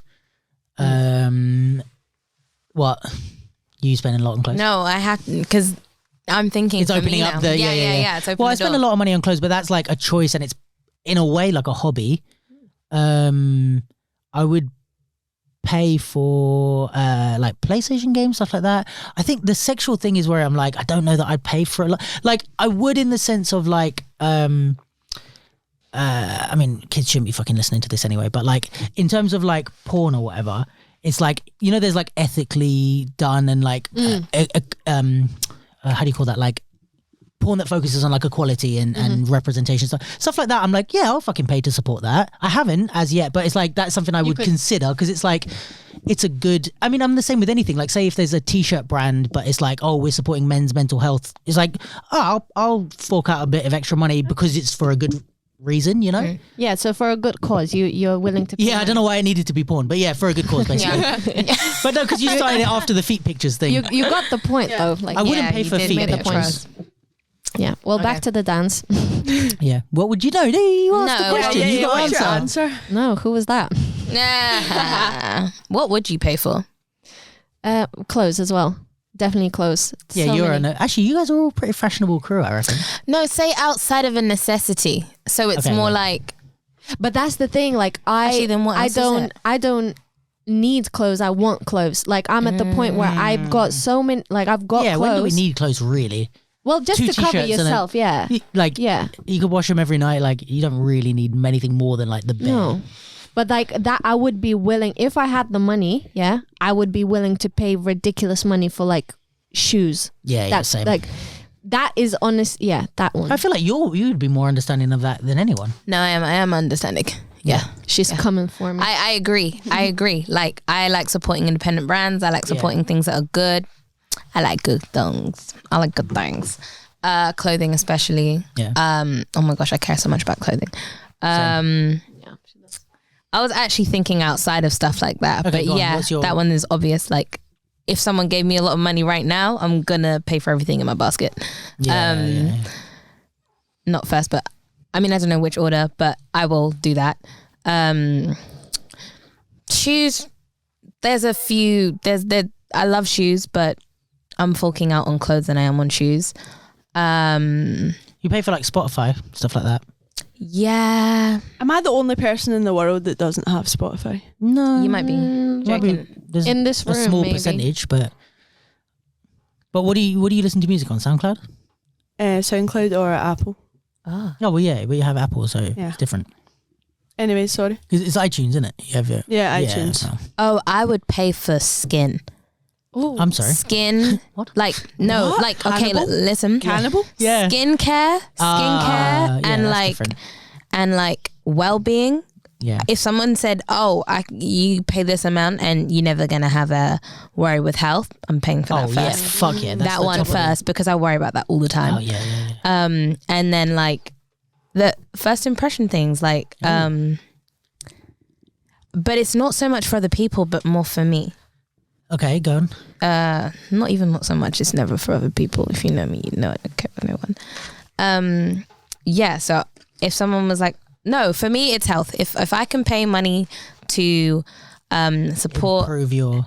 yeah, just forever in my life, health is gonna be like at the best. Like I'm talking vitamin D's are gonna be at the level it needs to be constantly, iron and all sorts of things. Because if you know me, I am more or less always cold because of my iron. Right. Your hands are cold, but that's how I feel. Yeah. Cold all the time. So yeah, health. Yeah, and Interesting. Interesting. Probably I would pay for like, if it's like a one-off thing. You'd pay for feet pictures if it was all. No, I'd pay for like a day with Idris Elba. oh, Really? what a I'd make girl! him fall She's the in love person you with need me on your and then- podcast. Yeah. She's just like, you've got like, how many husbands in your head? Honestly. Are you like a you like Skepta. you get like Don't Don't bring that up here. Don't do it, please. Don't do it. No, Idris Elba though. Okay. you a like day, you have a one lot day. of celebrity crushes. No, Yes. yeah. I like Who are Omarion's they? brother. Who? Who's? Omarion's brother. I didn't even know you had a brother. Don't even know his name. Who's Follow him. Marion's brother? You just hot. Fair. That No, was I don't such have a a lot of- Lucia moment. I don't even know his name. She still likes him though. She's the best at She that. still likes him though. That's pretty good. Yeah. Oh, Anyways, that Anyways, probably. fair play. Or maybe Ronaldo. Or maybe Kanye West. No, But not because I fancy them, but only because they're sick as fuck. What you'd pay for like to spend time with Just them? to spend a day with them and like So you do like a concert brain- meet and greet eat their type of brain. thing. Yeah. Oh, I've got a question. Hit it. She said she'd spend time with them, not out of attraction, but to eat at their brains or pick at their brains Yeah. because of how intellectual they are. Yeah. Who, if you could do that with someone, it can be like a well-known artist or not. Who would it be? Kanye West. Kanye West. Okay. Interesting. I think that's the only reason I'd want to meet a celebrity is to pick their brain. If I could just meet you Yeah. and take a picture with you, I don't give a shit. I'm like, if I can sit down with you and ask you Yeah. stuff, then I'm interested. Yeah. I might even pay for that. You know what? It depends for what reason. There's a lot of different ones. that's so true. Like there's some podcasters that I watch that I would love to sit down with just to be like, I have specific questions about how you build this shit. And because I model how I want to run the podcast and even the capsule on certain things. Like for example, the you know Complex. Yeah. yeah. The CEO of Complex. I'd love to sit down with him and just be like, this at one point was a fucking magazine and you took it from a magazine to like a worldwide media platform. How did you do that? And like there's certain specific like I've watched all his interviews and stuff, but there's like certain questions I'm like, or ask for advice. Here's what I'm doing. What would you do next? You know, and like, so it'd be maybe more stuff like that, like business advice from people I admire, rather than yeah. like it's like it would be cool to chat to Drake and just be like ask him about certain things that he's never going to speak about publicly, or you know stuff like that. True. Yeah. But more, if I could only choose one, it would be someone that's going to help me. With your professional work Yeah, at the moment. professional work. Don't Yeah. choose Joe Rogan. Don't choose. him. Don't choose. I'd have so many questions for him. Yeah, he's sick as well. I like him. Oh, He's getting big Okay. cancelled at the moment. Well, he's not getting cancelled. He's trying. People are trying to cancel I him. don't exactly Wait, believe in who? cancellation. Me so- neither.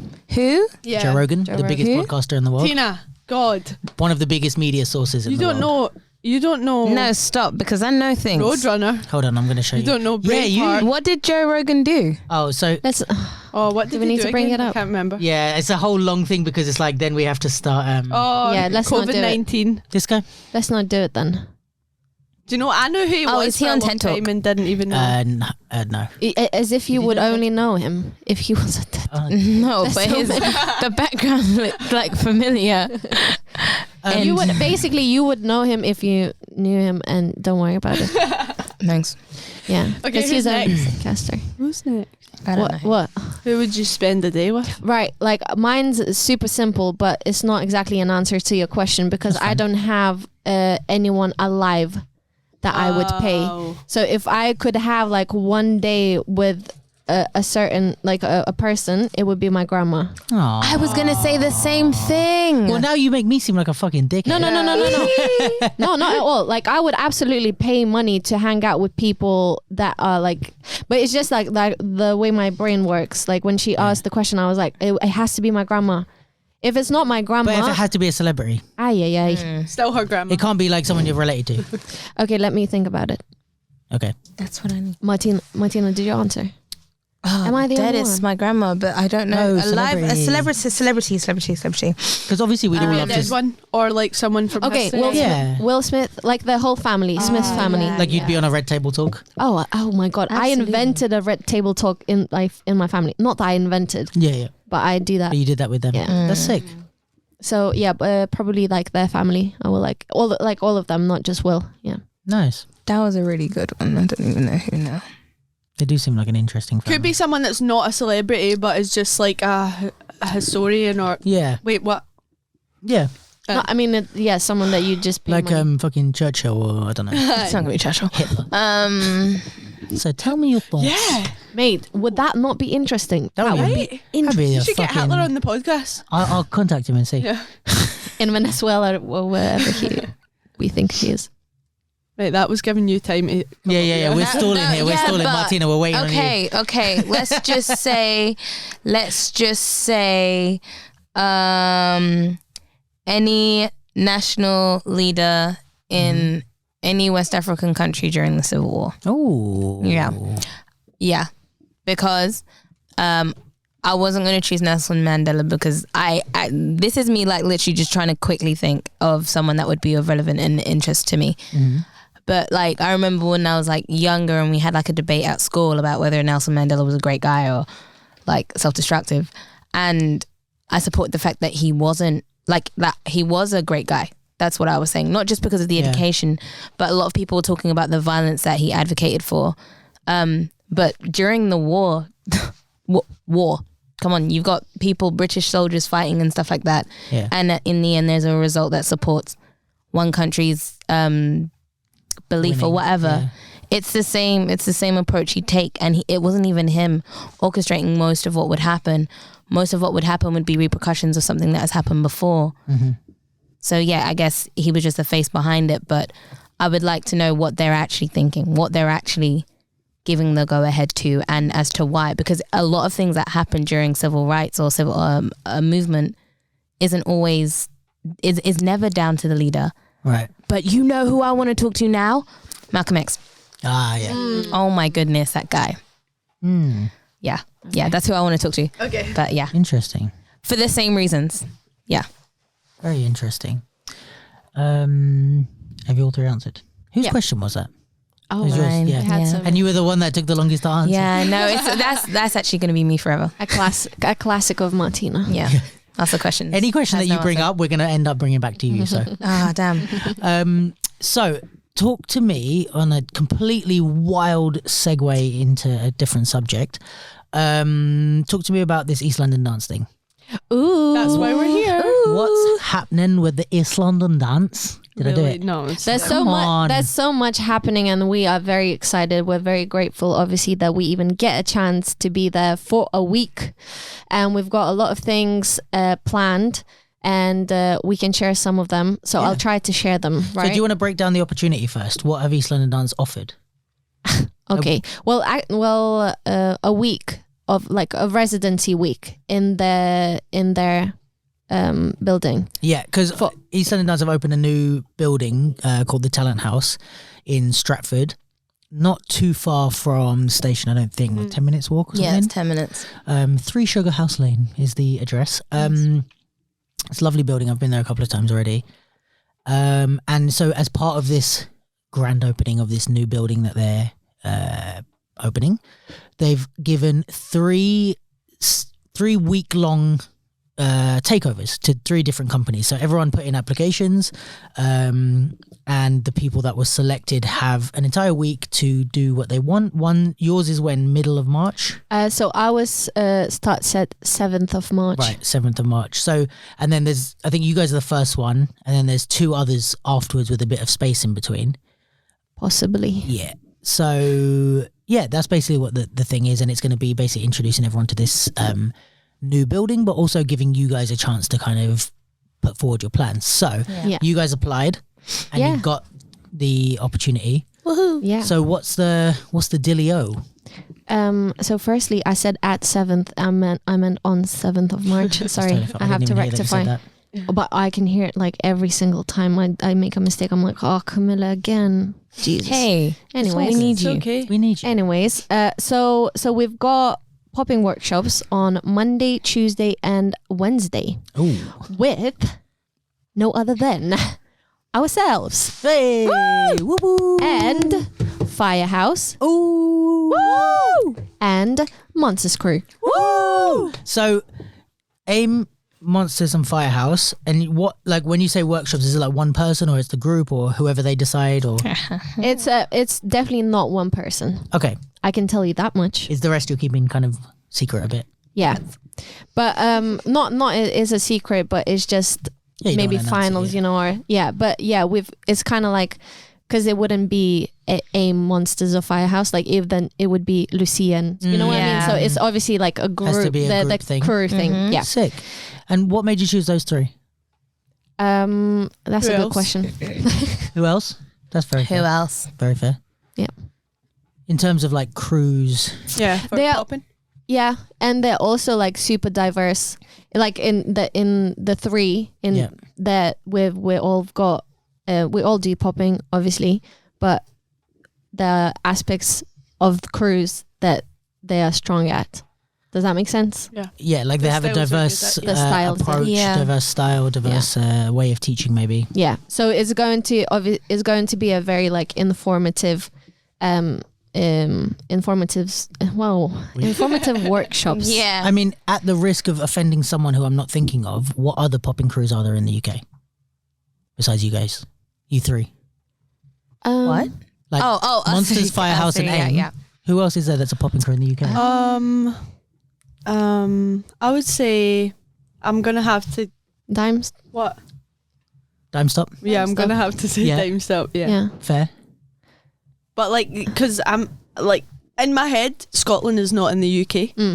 Yeah. But when I it's think true. UK, It's true. Yeah, that's It kind of true. has its own little like bubble, like, right? Yeah. independence. Yeah. So Dime Stop, I would say. Yeah. I'm trying to think like outside of London. Yeah, me Because I too. feel like we always just go to London. Yeah. True. But I don't But know. popping crews wise, hip hop crews maybe, or like kind of all styles, breaking crews definitely. Yeah.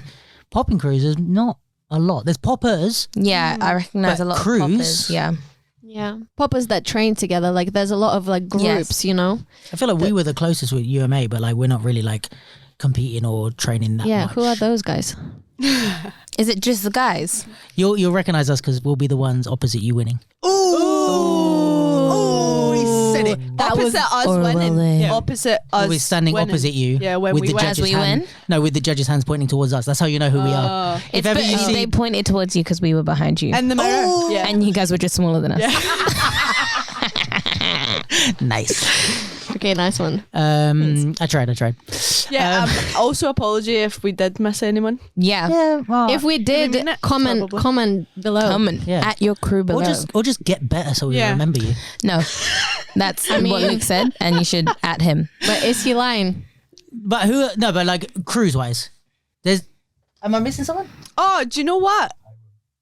But is No, listen. So I was gonna say that there are go-getter poppers. I wanted to mention them, but I don't know Okay. if they were a crew or if they were a collective of all kinds of things. You know, Because Taiwo does all the like workout stuff yes, as well. and he also he's such a supportive individual that I think through his line of like branding is to almost replicate that ethos of who he is. Yeah. So it's within fitness. I know it's within mindset as well.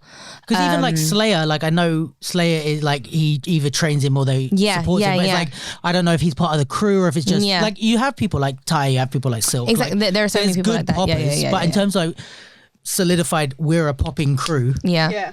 I don't know who you've got. There's some guys in Ireland as well, but I don't know what side of Ireland is with us and what side of Ireland Who are they? not. Like Um, is it Nathan? That I'm kid? not going to say the name of the crew. because I can't remember it. Fair. But it's Jack, Boogie, Ernest, and them lot. They have a little crew. Yeah, fair. They won that event that was recently. I forget the name of it. Yeah, they're top sick. 8 street dance battle. Jack is one of my favourite. And if he's in the UK or close to the UK, he's so sick. Yeah, Ireland counts even if I don't want to count. I cannot wait for this guy to travel, man. He's gonna come and smoke everyone. I'll text you the code. Well, maybe not. But he's Fair. sick. Check him out, Jack Boogie. Yeah, he won top 8 street dance battle recently. Oh, Well done, Jack. Well, not recently. It was like last year, but Still that's well how I done. know who he Recent. was. We just got Very to good. February. Fair, Very sick. fair. what was the question? So no, Choosing those popping- 3 for the things. Yeah, all diverse and obviously a good representation of popping. Yeah. Good tutors, good teachers. That thing. But then, who wants to take on? So what else besides you have 3 popping workshops? What other stuff are you putting on? So from the 7th to the 12th is actually our residency. Okay. That's Monday to what? Saturday? Yeah. I said yes so quickly. But yeah. And so the first 3 days will be taken over by workshops. We've already kind of Full addressed. days? No, so from it's actually more like 10 to 10 days. So they've kindly offered AIM Collective the space to we can create it can be R&D, it can be it's they've given us the space, you So know. not everything is audience facing. Some of it is for you guys to work. internal. And that sort of work will definitely that sort of time will definitely be focused on creating for future projects. Could be showcases. I mean, you'd have to follow us and stay tuned to see what we actually do with that time. But we have, So you're going to use some of the time during the days to work on your work stuff. on projects for ourselves and showcases, etc. Nice. And maybe even just planning, future. Okay. It's just a space to create. exactly. Yes. Nice. So in this safe space, after those 3 days are up, we'll so that's Monday, Tuesday, Wednesday. On the Thursday, we will have a panel discussion. Boom. Can we talk about who's on it or not? We can talk about who's on it. Are you sure? Yeah. let me go through my You don't sound sure. sentences. Yeah. Do we want to talk about who's on it? I think we can just talk more about what we're putting together and why. Yeah, the styles. Okay. And Let's stuff. keep the guests a bit on the DL for now. Okay. So we want to. What better way to give flowers to the people while they're still here than to invite them down and really bring to people's attention the people that are actively a part of the community and have helped bring the community to where it's at today. So we have a few different styles outside of popping predominantly that will be coming and we'll set up a Q&A, so it could be people sat down asking them questions or them just talking about their experiences. I think it's so important to bridge the gap between where it began for them, not just where it began in all, because everyone will have their own story, and where we're at today. On the Friday, so there'll be a panel discussion as well as I would say a film viewing. Mm-hmm.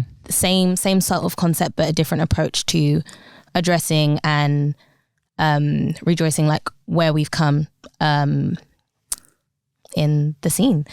So I've said the panel discussion as well as a filming, and I don't know if anyone knows about the last day. Yeah, on Saturday we're going to have a battle. We're gonna have a battle. What details can you share with us? Oh, None. That's it. No, we can.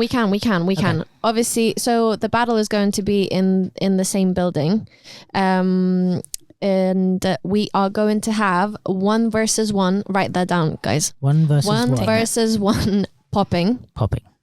2 versus 2 Bonnie and friends. Ooh, explain that. Meaning that there has to be 1 female.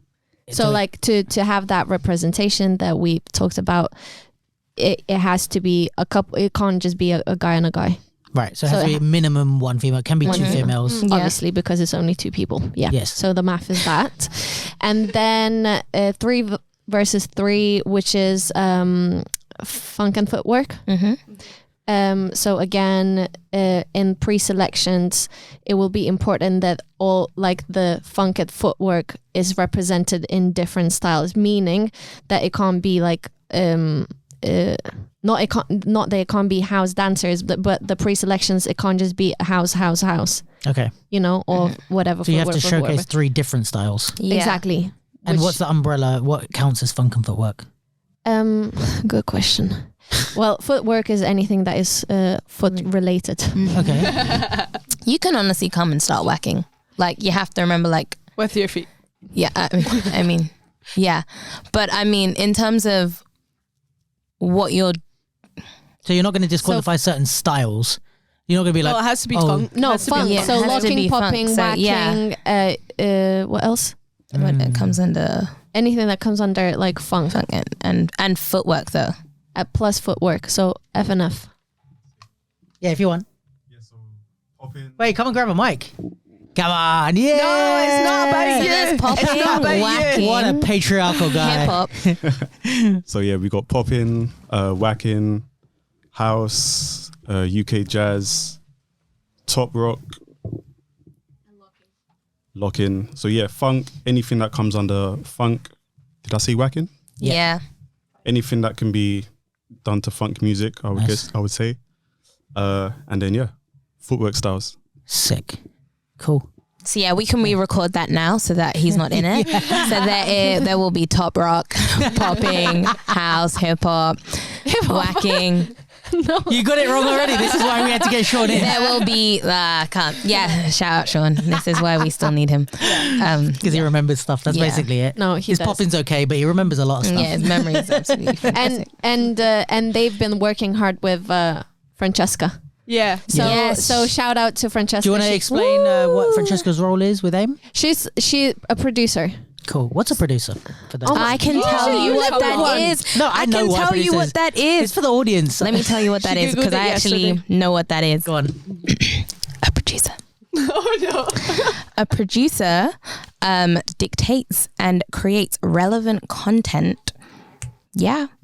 To support and address on all media platforms a topic, brand, business, or company. I've said exactly what it is. Google it. I'm right. So, can I make an adjustment? You can, but it's not on Google. Go on. Okay, fair. Well, okay. So in a dance context, I guess, because I think that definition is more for like a movie producer, I think, or something like that. Whereas in a kind of dance or theater kind of, or it can be like it's closer ish to like a project manager type situation. Yeah. So if you have, let's say, Sean, who is gonna do the artistic direction, and then you have maybe you guys who are gonna come with the ideas, are gonna carry out the stuff, you need someone that's going to kind of pull all the strings and put everything together. And I guess that's what Francesca will do with you guys, is like, right, you guys want to do a battle and you want to do this, right? So we need to collaborate with this. We need to go on the fucking Duke London podcast. We need to do that, and like puts all the bits together and kind of creates strategy, I guess, and like creates connections, creates partnership, creates a way of making things happen, I guess. Yeah, make things work. Oh my gosh, make things work. Makes things works. Yeah, so I'm never gonna speak again. obviously, like the thing as well is why I think it's hard for a producer to be defined in these contexts is like every producer does a slightly different job, depending on the company and what they're needed to do. But I guess so with you guys, like Francesca is the one that's like making stuff happen, working on maybe applications, working on the production of the event. So you're saying we want to do this, this, and this. What's going to work? How do we put that together? And she's kind of organizing that, which is sick. Yeah, She is sick. and they've done a great job because they kind of put this whole week together. Yeah. Like East London Dance were nice enough, to give it to us, but they made it work. Who's they? Sean and Francesca. Oh, right. Luke. Because we didn't mention Sean, did we? No, we mentioned Yes, Sean. I did. Oh, right. Anyways. I'm just asking for clarification. It's not all for me, guys. There's an audience. Come on. True. that is Hey, You're like, you know what a producer is. Like, I know, but the audience doesn't know. You can Google. I do that when you watch a podcast and you're like, what is that? Imagine just like the whole podcast, me just telling people to Google stuff. just Google. It's like, well, there's an event coming up. You can Google when it is. It's called. Blah, blah, blah, blah. In all fairness, this you can see on our Instagram page. So you go follow Boom. and we will post all the content there. Let's go. And all the information related to battles, related to workshops, panel discussions, film screening, everything is going to be there. So that's kind of the main, both with East London Dance main accounts to see what is actually going to happen. Yeah. But book that into your calendars, 7th of March. Until the So the whole week, basically. Just book that in. Don't go 7th till anywhere. 12th of March. Yeah. Don't go anywhere. Make sure you're free. sick. And what do you like? Why? Not why do this, but kind of why do this? Like what made you feel like you guys want to do something like this and put on an event, or because some people don't want to do stuff like that. Like they don't want to take the ownership of. They just want to go and dance at other people's stuff. But like, is there something that it's like you feel like you have something unique that you're going to give to people, or is it just more of the things that you want to see in the scene? Like, what was your kind of motivation behind like, oh, this is an opportunity we need to do? Yeah, I think it's spoken about a lot where there's like a disconnect between the younger generation, whatever that means, and the older generation, whatever that means. Sean's starting arguments. Yeah, so okay, now, mate. yeah, so our focus of the week is like culture and community and history. Yeah, so we're that's what is going to be focused on the Thursday and Friday mostly at the screen viewing and the, what was that called? Panel discussion. Yeah. So I guess it's just bringing two worlds together that maybe wouldn't have come together before. That is like our aim of the week. Yeah. That is the... Yeah. That's the bonding agent. Normal words. The bio. So I've got a question for you guys, because this is something I was thinking about. Is like we've spoken a lot, and like obviously we're referring to Sean's status that is still on the capsule, so go check out at the capsule at LDN. No, but about, he was talking about the different generations and stuff, and aside from that, it made me start thinking about, recently I was thinking about the difference between like generation and like your peers, because your peers aren't necessarily the same as your generation in terms of age wise, right? So like, let's say in popping, technically I consider myself the same generation as Sean in popping, because I mean, like I think I battled before you, right, Sean? Like maybe a little bit, because I like for sure I was at him and Brooke's first ever battle in the scene, right? So we're of a similar generation. However, I don't consider Sean and Brooke my peers in terms of popping. Like me as a popping battler, I would say actually you guys are more my peers. Like if I'm in a battle, the people that I consider on my same level and the people that I'm competing against or looking to be like, where should I be, in the sense of me strictly in the popping battle scenario, is more you guys than Sean and Brooke. Because I feel like they're so ahead of me that I'm like, that's not my peers anymore. Even if we're the same age, because of my choices or whatever, I didn't go into popping and battle as heavy as they did. So now when I battle, I'm like, right, the people that I want to be or be as good at is like you guys, is Silk, is G-Man, is Taiwo, people like that, right? Whereas those guys, I'm like, yeah, I'd fucking love to smoke them. But like I don't consider them my peers, even if we're the same generation and the similar age. Do you know what I mean? So do you guys, like let's say in terms of dance-wise and in the dance scene, who do you guys consider your generation and who do you consider your peers? Like who do you see as on an equal footing as where you're at? I mean, I would say like us, Silk, G-Man, Harry, them kind of people. Yeah. Even though Harry's been about for a while, right? Like Harry's a similar age to you guys. Yeah. But I guess has been... Maybe a different... Generation fluid. I like that. Yeah. Yeah, maybe. I agree with you though. I never really thought about it too much to give you a clear answer. Yeah. Do you have anyone that's like your, like who you compete against in your head or anything, or not really? Wait, who I have or? No, as in like I said, like if I'm doing a popping battle, it's just like if you guys are there, if Silk is there, like I want to beat you guys. If Brooke's there, it's like, all right, well, I'll get to the finals. If I'm like, you know what I mean? See, like who are you like, no, those are the ones I want to fucking beat. And or there's people that might be like not as good. Like there's people that are like amateurs and I'm like, yeah, I'll probably beat you if we get to the first round together, but you're not a worry. And then there's like Brooke and Sean who I'm like, I'm going to lose to you, but that's fine. And then there's people in the middle who are like if I'm battling you, I'm like, I'm going for it because I'm like, yeah, we can talk about the realistic, like, I think at this point you'd beat me, but like, I got more of a chance, and I'm like, oh, I want to You beat try. Silk Boogie. Yeah, well, But he was gone. that's just because I'm way better than him. So no. It's true. Max, No, but come get him. Do you see what I mean? Come Like, do you get have do you have people in your head like that where you're like, who's my competition? Who's the people that I'm aiming for? Honestly, no. Okay.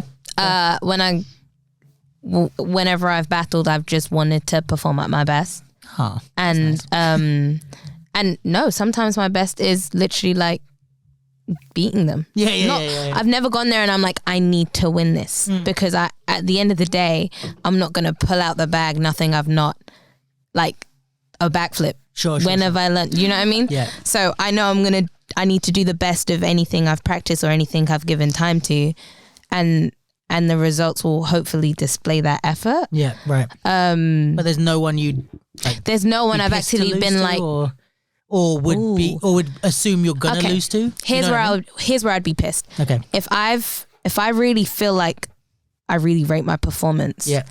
And I'm not someone that's incredibly like people know who I am. And there's someone that perhaps doesn't, I don't know. I think I'd only be pissed if I feel like I've performed at, no, I won't be pissed. But you're more looking internal. That's my answer. Like it's more about your performance rather than the actual. Yeah, no, for real. Because at the end of the day, like I feel like if I've performed at the best, like I'm proud of that performance, and they didn't choose me, I think naturally my body opts for the healthier option of trusting that the judges have done their job. Right. There's no media behind it. There's no, oh, he always wins, we have to put him through. There's no gender. There's nothing behind it. Just that particular round, he won. It just so happened that he or she won the last one too. So now they're going through, trusting it and moving forward. Let me rephrase it then. Do you check in with certain people, like whether it's in your head or in real life or whatever, as like how to see how they're doing, to maybe not compare yourself in an unhealthy way, but like you're maybe even in a supportive way, you know, like in the same way that, like, I guess if we take it outside of the popping battle situation, if we turn it into like just professionals in the freelance world, I might call Sean and talk to him about stuff, or ask Brooke for advice, because we're a similar age, we're a similar place in our career. So I'm like, hey, I want to start doing this. Like, how did you find it when you went into a new avenue? Because in that way, I find them my peers, and it's like, these are the people that I would look at for support. Whereas maybe I'm not gonna call I don't know, someone young who's like Slayer, right? I'm not gonna call Slayer and be like, what's it like to start a business and get into he hasn't done it, he's not of my age group, he's not going through similar things. So is there people that maybe it's each other, but like, who's your support system in that way, like your peers for a good reason? Like, okay, so I would definitely say peers that are around me, like peers in AIM Collective. Yeah.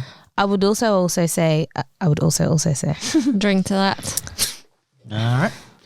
I would also Cheater. say I would call like my teachers. Okay. You know, like it could be Sean, it could be Brooke, it could be anyone. Yeah. Anyone that I feel like I've learned from, or I could learn from, who I'd be confident that they would respond to it. You know? Because otherwise, not to say I won't reach out to anyone that's like somewhere else in the UK or London, but chances I may not hear from them maybe in a week, or who knows when.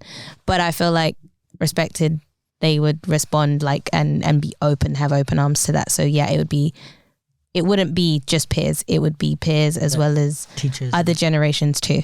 Yeah. Interesting. What about you guys? Sorry, that was like 7 questions. So in there. who would we reach out to, or who are we? Who do we battle in our the head? way I'm saying is like, peers can be different things. Like peers is basically like people that you see on an equal kind of standing to you, in an equal kind of place in their career and their life, and other people that are doing what you do, right? So if you could, like, you can think of that in a competition way of like, who am I in the same league as, who do I want to beat, blah, blah, blah. Or you can think of that in a support way of like, who else should I be looking at, or could I look at to confirm or deny whether I'm on the right path? You know, if it's like, if I get to 32 and I'm like, making, let's say it doesn't have to be about money, but I'm making this amount of money, and then I look at all the other 32-year-olds I'm around who are in the arts, and I'm like, why is everyone way richer than me? Or why is everyone broker than me? Like, am I doing well? It's like, it's natural, and there's a level of that that's unhealthy. But if we think about who our peers are, I think it's something that I had in mind of like, who should I be looking at from my different things? My peers in terms of videography is like Monkey Flip, Max Cheshire, Oddventure, people that I'm like, whether I need support or whether I need to compete, these are the people that are doing what I do in my realm and are of a similar level in that thing. So that's who I would look at. Do you know what I mean? Yeah, so it's I guess, who do you see in that? I get it. So my answer would be anyone that is better than me or anyone that works hard. So it doesn't, so if you work hard and you're a beginner, like, so I go to Sean's class on Tuesdays, right? And I know that I'm out there like in the first, like literally next to Sean. Yeah. And sometimes I wonder like do people think like I'm intimidating because I know what I'm doing. Like I'm not gonna lie, I'm not just gonna pretend that I haven't danced for 11 years. Pretty fucking good. No, not that. But I'm just like, I've got that knowledge, so like I pick up things really quickly. Like if Sean is showing like one side only, I'm already thinking like how to do it from the left foot, like blah blah blah. Anyways, but even like because I like to scan the room, so like I do my thing, right? And it could be a beginner, and sometimes that they are like the greatest example because they don't know, because my body is like conditioned, right? Like in popping, like it's conditioned. Yeah. Sean would show me a pose and I'm already doing the pose the way I was taught, even though that might not be what Sean is showing. So sometimes like, if a beginner is doing something different, or if they're just working there, like if they're working in the class, I'm like, well, this is who I would want to be. Like, and this is how I push myself. Or then anyone that is better than me in whatever overall, whether it's like, well, we mentioned Brooke many times, obviously much better, Sean, but it could be G-Man, okay? Like G-Man is doing something with his hands that who knows what it is, but it's different. It's his thing, and that's what he's known for. Okay, well, that's cool. I don't do that. So things like that. Thank you very much. That's my TED Talk. See you later. So yours is more like, I guess if you're thinking of peers, you're not thinking of it in terms of your work or your business or whatever. You're thinking of it in effort. Just like who in this world puts in as much effort as I do, that's who I identify with. Yeah. Like I want to listen to you if you know how to work. If you're lazy, I can listen to you, but I'm not gonna take that like for myself. Like I can be there for you. You do your thing, but it obviously doesn't have to be dances for me, because I would consider myself a very holistic person. Like for me, everything is 360. For me, I have to, and that's why maybe I didn't choose to do just dance, even though every time I start like working somewhere and they see my videos, they're like, oh my God, why wouldn't you do that? I'm like, oh my God, there's so much in life. Like I'm already doing that and it's already great, but there's so much, and I like a stable income. So for sure. Me too. Not lying. So it doesn't have to be a dancer. Like it could just be anyone that is just doing a better job than me. Like I've got great colleagues at my work, passionate about what they do, and I'm like, I go there, from Monday to Friday, and am I doing enough? Am I pushing? Am I being the best I can be? Yeah. So that. Do you ever find yourself too hard on yourself? Probably always. Yeah. Like, okay, not always. Okay, well, this is very deep, and probably you would need only me on the podcast to even explain this, but I need to charge you for the therapy session. Yeah.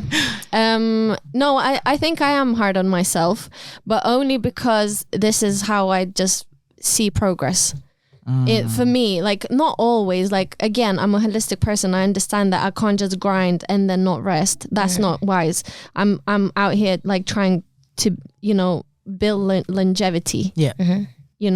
Same in dance. Like there were times, okay, so when I started dancing, my goals in dance and my dreams in dance were superficial. Right. I was like, yeah, well, I want to travel. I want to be judging. I want to be invited. I want to do the cool things, right? But now I'm at the point where I'm like, actually, it's just great that I have a passion. Yeah. Like just that I have a passion, and I would not be sitting here. I would less likely be in London. Yeah. So many things. So yeah, I don't think I answered the question, but I am hard on myself. Fair. Interesting. Hit it. Oh. But you're a competitive motherfucker, so I feel like you're going to be like... Yeah, I would say I'm hard on myself, but I also... I don't know if it's just recently, but like I've been making myself feel okay about not being hard on myself. Right. Yeah, you should. But then I'm like, am I being too easy on myself? And it's like a back and forth, like these two people in my head, like, oh, I'm being too hard on myself.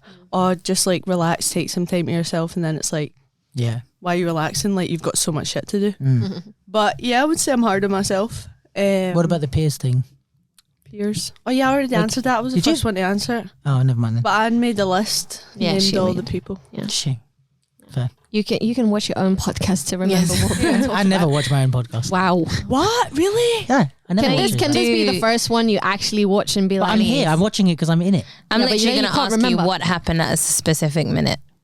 And then I'm going to present with the conversation. Yeah. Okay. If I was going to watch it back, I might not pay attention because I was like, I can listen later. What? This is a real life conversation. That's how hard I am on myself. I'll watch back and I'll just look at me the whole time and like,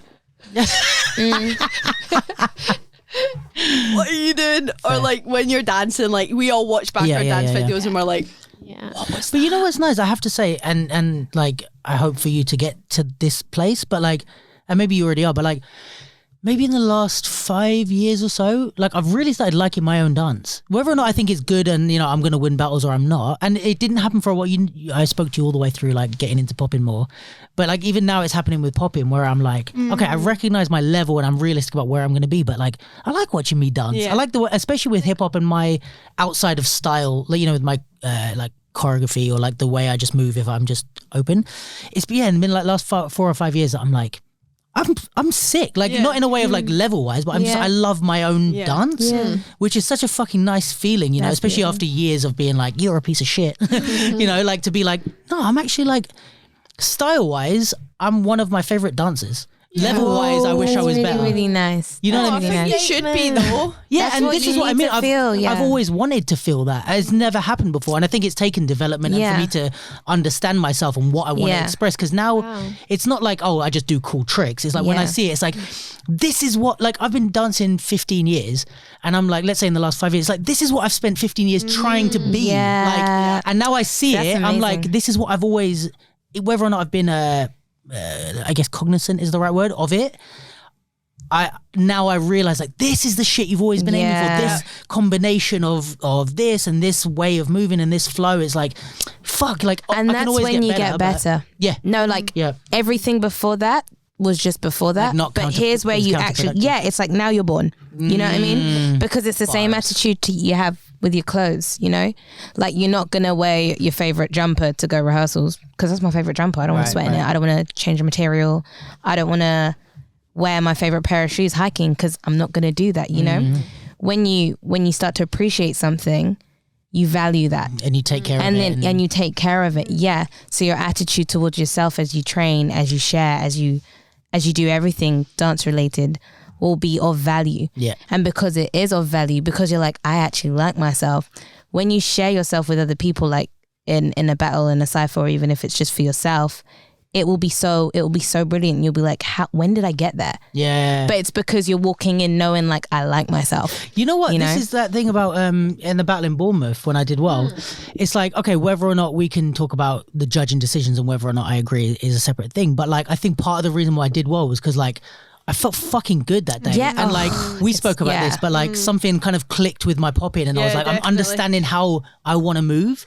And just so my whole presentation of my rounds was of way more confidence. It wasn't like every hit like, please accept me, please accept me, please. Yeah. It was like, this is the shit that I'm gonna do. Yeah. And that worked for a few rounds and then I lost in the finals. But either way, I was like, I fucking don't, like I watched my rounds back and I'm like, I don't care about the judges in a way. Like I love my rounds, which is like, one of you guys was saying it. Oh no, you were saying it about it was kind of like that where it's like, I don't care if I won or lost because I kind of won That's in the my thing. own way. When you love yourself, you aren't afraid to go the places that you know you can go to. Yeah. Because the reason you continue dancing is because you still have something to say, and the reason you're not scared of not being appreciated. Exactly, and the reason that like sometimes you get annoyed at like your performance, it's because you know what you can do. Yeah. You know, it may be like you've danced for 2 hours and that last 10 minutes, you did some crazy stuff that you didn't even know you can do, but you always thought, well, duh, I can go to the floor, or well, duh, I could just do it on this side of my body. And then the moment where you're like, well, to hell with what, it's always about what other people think. Well, to hell with what everyone else thinks, and then accepting where you are today, you'll branch out into all of those things for you, you know, and then you'll start to do those things rather than wait till your body's warm or blah, blah, blah, or till you've got your favorite song playing. And then because when you own something, it's readable. You know, like you can see some really great performers and they'll walk off like this, and already that changed your whole perspective as to what you've just seen. But if someone's just dancing, you felt like, and during watching, you might be like, I don't really connect with that. If you trust me, if you see someone own what they're doing and you don't connect, your whole brain changes and you enter their world because, you know, that's it. Yeah, because it's like some dances you see and you're like, I don't like what you're doing, but you love what you're doing. So I'm into it. And all of a sudden you love it too. Yeah. You know, I think it also makes me think of something that Tally said ages ago about, like, we spend so much time like talking about going out of our comfort zone and doing something different, but it's like we don't often, or not a lot of people, spend time working on their comfort zone. And it's like, exactly. Like we go, like, say with me, like I do this like tracing stuff that I've always done, and it's like, and I actually, it's funny because I noticed this when like kind of some of the newer generation of kids came into the scene, and it's like this stuff that I used to be one of the only people that really did, let's say in hip hop, where it's like lines and kind of almost popping-y tuts and tracing and stuff, which I used to steal from fucking like Monsters and those guys when I trained with them. Like, then it was like, whoa, he's doing this stuff in hip hop, wow. And it was only really the French dancers here, there wasn't that many. And then the kids came in and like fucking Josh and Ice and Evian and all those guys, and they were way better at it than me. And I was like, holy shit, like just because it's my comfort zone doesn't mean I'm always going to, like, I need to work on that shit and not be like, well, what else can I do? It's like, yeah, okay, we'll get to what else, but you're not the best at the thing that you're the best at. Yeah. You know, so it's like you got work to do on your own comfort zone. And I think it also applies not just competitively, but like style wise. It's like, okay, if you love this thing about your style or the way you move, you can also spend time on that as well as trying to develop and but this is life. Like this is going to take a whole new podcast for this. But everything, like, I don't know, like everything replicates life. Dance doesn't dance unless you do. So who else to work on better than you? Bars. You know what I mean? So if you feel like, oh, I really enjoy this, why aren't I like, and you're moving away from it, why? You know what I mean? Like already you've said that you enjoy it, and then you're moving, you know, it's like working against yourself. When you work with yourself, oh my goodness, everything else will work for you. That is some bars. But I think it really is that thing of like, we have this obsession with like stepping out of our comfort zone, which, you know, I think in a lot of ways is good, but especially artistically, it's like sometimes you need artists in their comfort zone to create the best stuff. You know, that's why we have residencies. That's why we have like funding. So it's like, okay, you're not in your comfort zone when you're hustling and working this job and then trying to, so let's pay for that so you can just sit at home, wake up when you feel like, and create. And it's like, I guess you need to find ways to do that emotionally as well. Is like find your comfort zone. Yeah, definitely. It's difficult because I think you need to be like here. Like, let's say you're like here at home practicing in your comfort zone. Yeah. Like, you need to get your level to like here when you're on like the battle floor or whatever, because you're never really gonna dance the way you dance when you're at home, right? Never, in your comfort zone. I mean, some people do. Rarely though. Not even if it's close. They're usually better at home. Yeah, but some people go for it. Like, think about just say Gonzi, because I was just watching him, right? He's like my guy will throw himself all over the floor. Like, that is his house. That floor is his living room. But I bet if you saw him at training, he's got better rounds than we've ever seen in a battle. True. Maybe. So like your comfort needs to be so high that when you get on the floor, it's still at a good level. Yeah. But, and it's almost like having a portable comfort zone. Because like you might have your space at home, but it's like you need to bring that wherever you go and just be able to create that on the floor. Which is difficult. Oh yeah. Do you know like my biggest struggle actually? And I only kind of clocked it recently, because I would say like I'm quite confident, right? But once I'm in front of someone ready to battle, my mind is fine. Like, I'm not really doubting myself too much, but my body attacks me. Like, my heart is going like this. Like, I feel it in my body. Like, I'm nervous. And then, obviously, what are we doing? We're using our body to dance, right? So like, your tool isn't responding correctly. Yeah, my tool. I'm like, and I'm talking to myself in my head. I'm like, hello, like, you know you can do this. Like, you're fine. Yeah. Like, think about everything you can do. And my body's just like... why do you think it is? Oh, go on. Do you know why?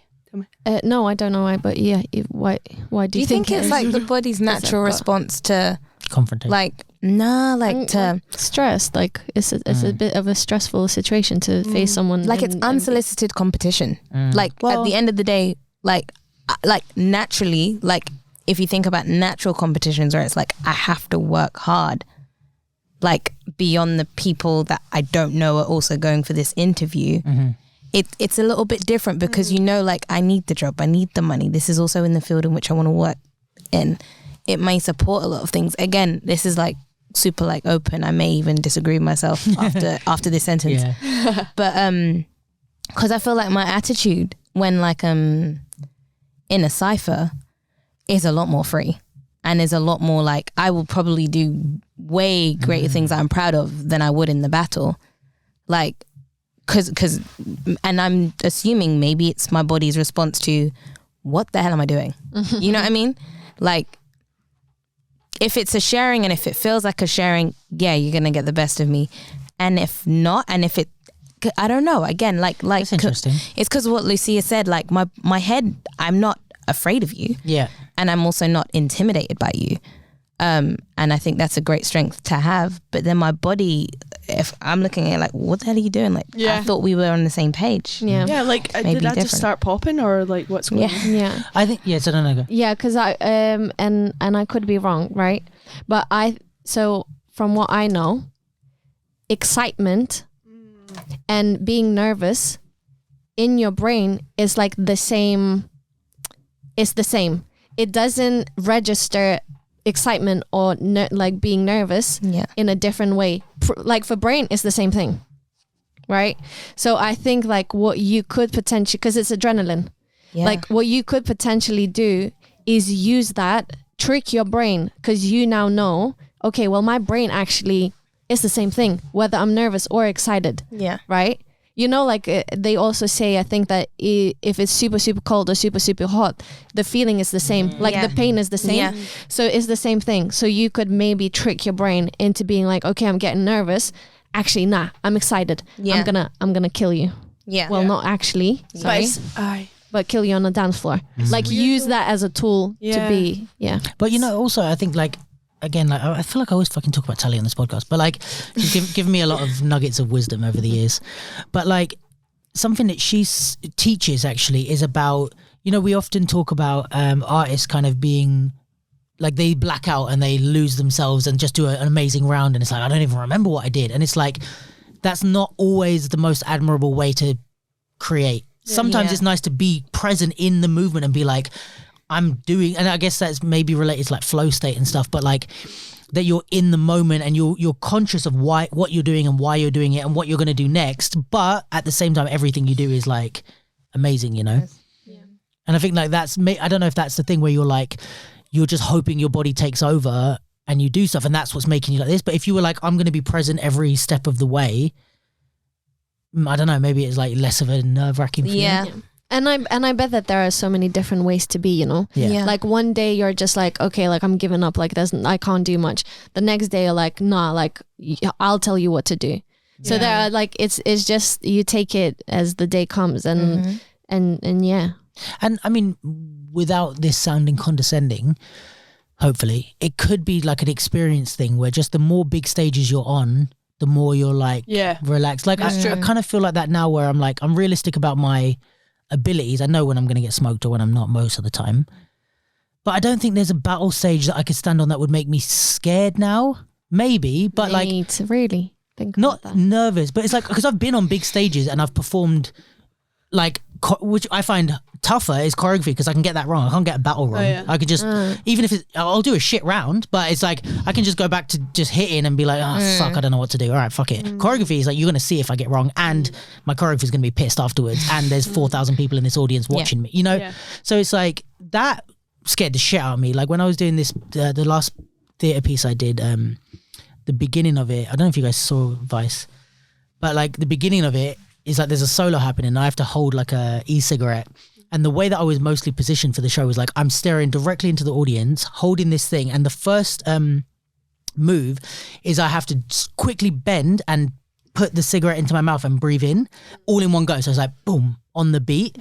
Oh, wow. And I'm like, that's such a drastic movement for such a fiddly little thing. And I've got a minute to consider what would happen if it went wrong. So every show, I'm like this, staring at the audience going, what if this isn't that? I think it's in this 8. I think it's 5, 6, 7. But maybe it's next. Maybe I'm early. Maybe I'm late. What if they go before me? And then I'm like, what if I drop it? And just the whole time I'm shitting myself. And then I'm like, all right, let's just give it a go. 3, 2, 1, boom. And I'm like, okay, I got it right. And then I'm fine. Every time I shit myself. But like when I go to battle now, I'm like, what's the worst case scenario? I'm going to do a boring round. So I don't really get stressed. I just think, well, you're going to lose today. But like, you know what I mean? That's interesting though. Cause like I've been battling for a long time, right? Like I had a bit of a break, but I've done battles. I'm not saying I've done like great battles or big but you've battles. like been in that arena for a long time. I get nervous every single time. In what way nervous? Like what is it, the thoughts that go in your head? I'm not good enough. I'm not going to pass the pre-selection. What do I need to do to pass? Oh my God, this, oh my God, that. Then I pass. Then the worst is like when they announce who passed and I'm just like waiting to hear your name. Oh my God. And then, and if I hear my name, then I'm like, oh my God, now it's top 8. Top 16, whatever.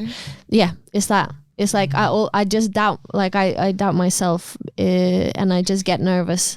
Yeah. I mean, also in, I guess you guys' defense of the nervousness thing, like I am maybe at a point where I care a lot less about my, like, because like if you think about it, like you guys are like poppers and that's your shit that you're good at. And it's like, for me, I'm kind of like, I like doing it as a side hobby. But if someone like told me I was a shit popper, I'm like, okay, like, yeah, I know, I don't really put as much effort in, you know what I mean? And you guys put way more time and effort into what you do than I do. So not what I do, than I do in popping battles. So maybe there's more of that riding on it. You know what I mean? Yeah. Like, because for me, it's like, I'll just be like, oh, I didn't get through. All right, I'll go take some pictures. You're like, I don't really, I know that I don't always deserve to go through. So it doesn't, but you guys are of a level where it's like, it means something because you're good. Yeah. But then I also think like, oh, maybe I am not because maybe I haven't done enough. You know, so I feel you guys are fucking dope. In some way similar to yourself. Like I genuinely, if I didn't get through, doesn't bother you. It does not faze me because I know that I'm good at what I'm doing. You know, and it may just be today I didn't get through. Yeah. But if you ask me to do something else that you are not doing, that you're not asking me to do today, you may look at me like, wow, she's amazing. Yeah. 100%. You know, like it's like being a singer. Not everyone's vocal range can do the same thing as the other person. So if you ask me to do a ballad, I may not be, that's not my forte. Yeah. But you ask me to do something else, I'm gonna sound like the best singer in the whole world, you know? Yeah. So there's that aspect. There's also, you know, different days, who knows what would have happened that day, and that could be reflected in your performance. Could have gotten nerves or whatever could have gotten the better of you, or maybe you haven't been practicing the way you should have, or there's so many things that I do not feel like a type of way when I leave. Even if like, it's easy to say like when you think of great things that you can do, but even if I'm like, I've had a great feeling that I'm going to do well because of the ciphers that have happened, you know, during a battle, and then the ciphers happening, during the ciphers that are happening, even if I feel like, oh my goodness, like I'm actually a lot more prepared than I thought, or like these are good feelings that I'm having. Wow, that I'm having. Just drink to me. I already need to pee. In the me too. In the battle, after the battle, my attitude after will instantly go to it. I did not, like, for just these 3 or just these 4 judges, I didn't win. For just those 4. Yeah, that's it. That's all it really ever is, you know. Yeah, I would say for me, I definitely feel the pressure in that way. I don't know if it's maybe just because I haven't been battling for that long. I feel like I'm like, in a way I don't give a fuck what you think, right? Yeah. But in another way, I do feel the pressure and I do feel eyes on me. Like if I do a shit round, I'm like in my head, I'm like, you cannot do a shit round, like imagine. Do you feel like you've done a lot of shit rounds? Yeah. Do you? Yeah. But maybe that's the thing. And I don't know if because I feel like me and you are more similar and you guys are more similar. But like maybe it's because like I've lost battles, I've won battles. I've lost battles I thought I should have won and I've won battles I thought I should have lost. But my consistency, I think, is for me, not my consistency from external, but like how I feel about my rounds is kind of within the same range. Like sometimes I've been like, that wasn't your best. And then I've been like, oh, you smoked it today. But that range is like not that big. I'm kind of generally like, I'm okay most of the time.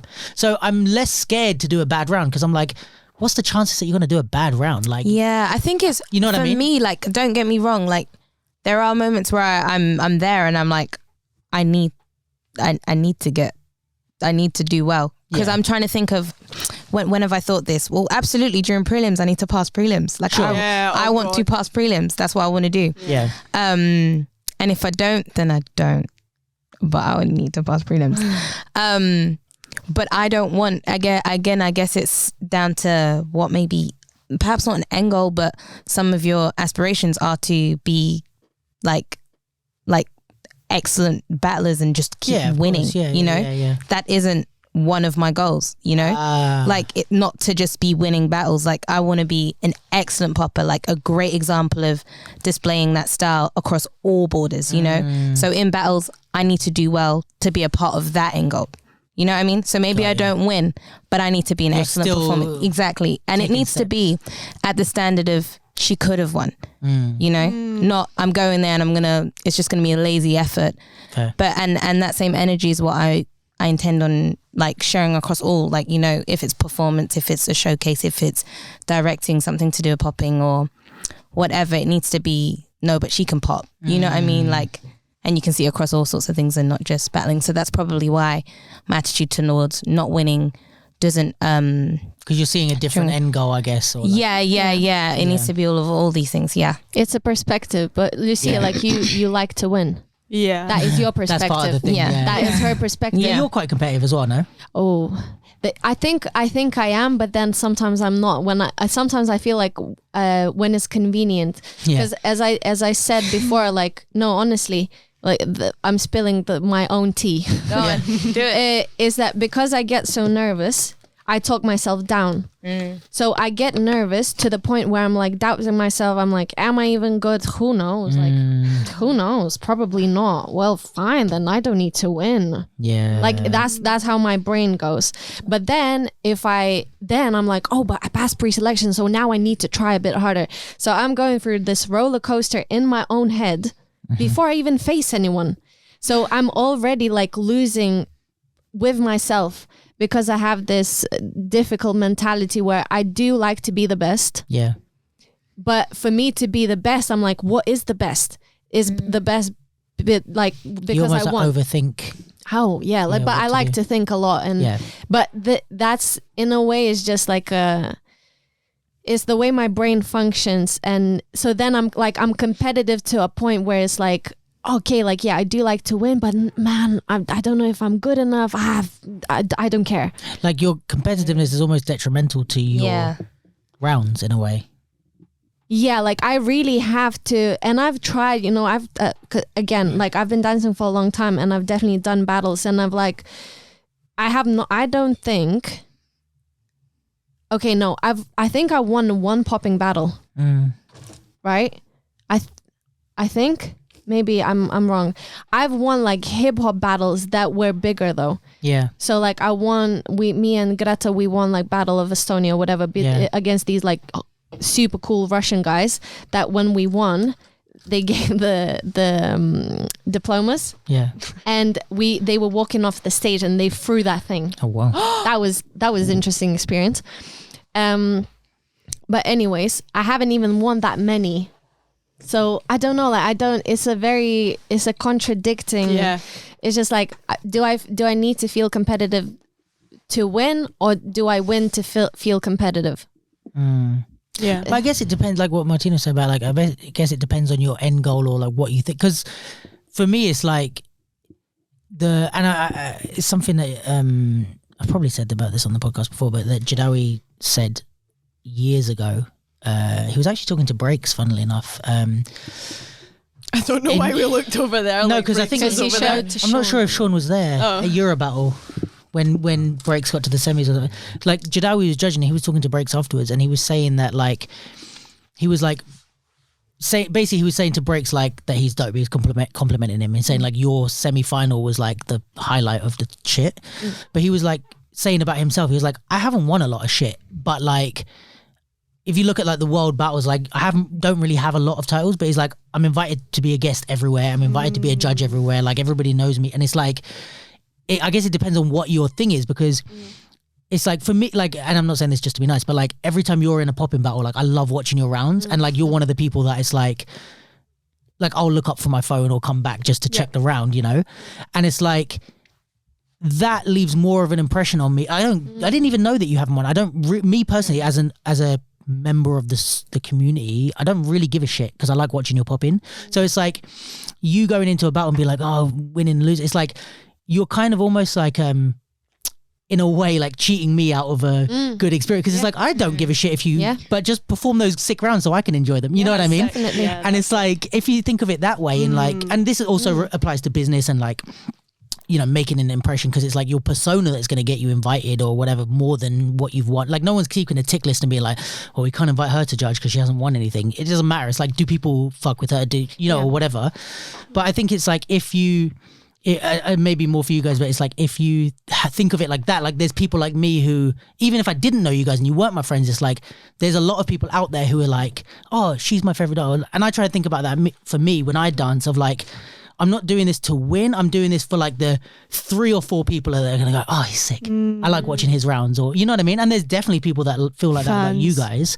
And it's like, just do the rounds that they're going to enjoy. Or the way I try and think of it as well is like, I want to watch this back and be happy with the round. If that means I won, cool. If it means I lost, cool. But it's like, I want to do a good round that exists external to this battle. Like if this was on a stage or if this was a dance video, would this be a round I would be happy to like share on Insta or whatever? Yeah. And usually that's like a good round. And then if I lose, I'm like, still a fucking good round. You know, like I don't care. Okay. Interesting. And then I don't know, but that's you my know advice. what is the worst though? You know, like when you're so nervous, right, and you dance like maybe not to the best ability, and then you come off, and then it's like top 4 or whatever, and you're watching and you're just burning. You're just burning, or you're dancing how in your head you're like, oh, would I killed this? But technically you probably would have got nervous and shit your pants anyway. But that is the thing I hate the most, right? Especially like see something at Groovinometry or whatever, when it's like a big exhibition and everyone's having the best time and you just have to stand on the side and watch. I hate that. That's the worst.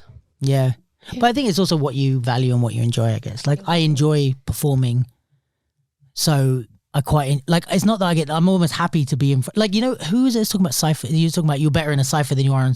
Probably. I think I'm better on a stage than I am in any cypher. Is it? I like ciphering. Oh, on stage, I wasn't talking about. I was talking about ciphers than the battle. But but I feel like if I'm in a battle, like if I'm in the semis, I'm going to do way better rounds than you'll ever see me do in the cypher. I don't know why, but I think it's like I like the feeling of performing and being, everybody's watching me. I'm not like fighting for attention. It's like, this 1 minute is my round. Everybody's got to watch me. Let me show you all the magic I can do. See, that's the thing. It also, like, the more you contribute to the actual dance, sometimes for some people, for most people, I'll say, the quicker they're developing. Like, you know, like, the more rounds you're doing, you'll find for most people, more rounds will be stronger. You know what I mean? They'll grow stronger in the round. So like you said, in the semis, I was like, that kind of, I can say I resonate with that, because when you grow further, again, it all comes down to you. Because when you grow further, that's someone recognizing you and being like, you're good. And you're like, and then the voice in your head gets quieter and you're like, so maybe I can start being good because I know I'm good. That's crazy. That's actually so true. And like, it's very rare that anyone has a good prelim. Some prelims are like, okay, but It's very rare that you have a prelim that blows up the room. Sometimes. Oh, prelim. Yeah. It's like mostly it's like, yeah, all right, you're good, you're through. Let's get on with this. Like, Yeah. mostly people need that. Yeah. Like, few Most rounds people of, are not trying as hard in their prelim though. Yeah. Like unless you're like shit. Like Yeah. unless it's like exactly. summer dance or something, you're gonna like try your fucking best. But Yeah. And to be honest, it's like if you have to try your best to get through a prelim, you're probably not going to get through the prelim. Is that, you know what I mean? It's like, if you like any battle that I know I'm getting through a prelim, I haven't had to give 100% to get See, through that's that, and people know you. You know what I mean? Like people can Yeah. tell. People Yeah, can yeah, tell yeah. like when they know they're getting through. that they're getting through. Yeah. Like as in Yeah. like outside of people. Sure. Like if you the way you've danced, it's like he knows he's getting through and he's gonna get through. Well, which makes this is the crazy thing about art is like it makes the dance better sometimes when you relax and you're like, I'm saying, like if you're trying to please like me, it tends to be a worse round, even if you're trying hard. You know what I mean? It's weird. Yeah. It's weird, yeah. This might be better to start wrapping up because I could do this for another 2 hours with you guys, but hey, has that been 2 hours? it's been almost 2.5. No way. We need to stop. But A, I would pee myself, and B, I don't know who would listen for 4 hours. But yo, if people want 4-hour podcasts, You wouldn't listen for 2 hours. You I already don't said listen for 10 minutes. Yeah, but it's a podcast. It's you not already like said you a won't watch our own Insta. podcast. I do like 10, 15-minute podcasts. I don't even watch those. What is it? Your attention span? No, but I'm here. You're- I had the conversation. What am I watching back for?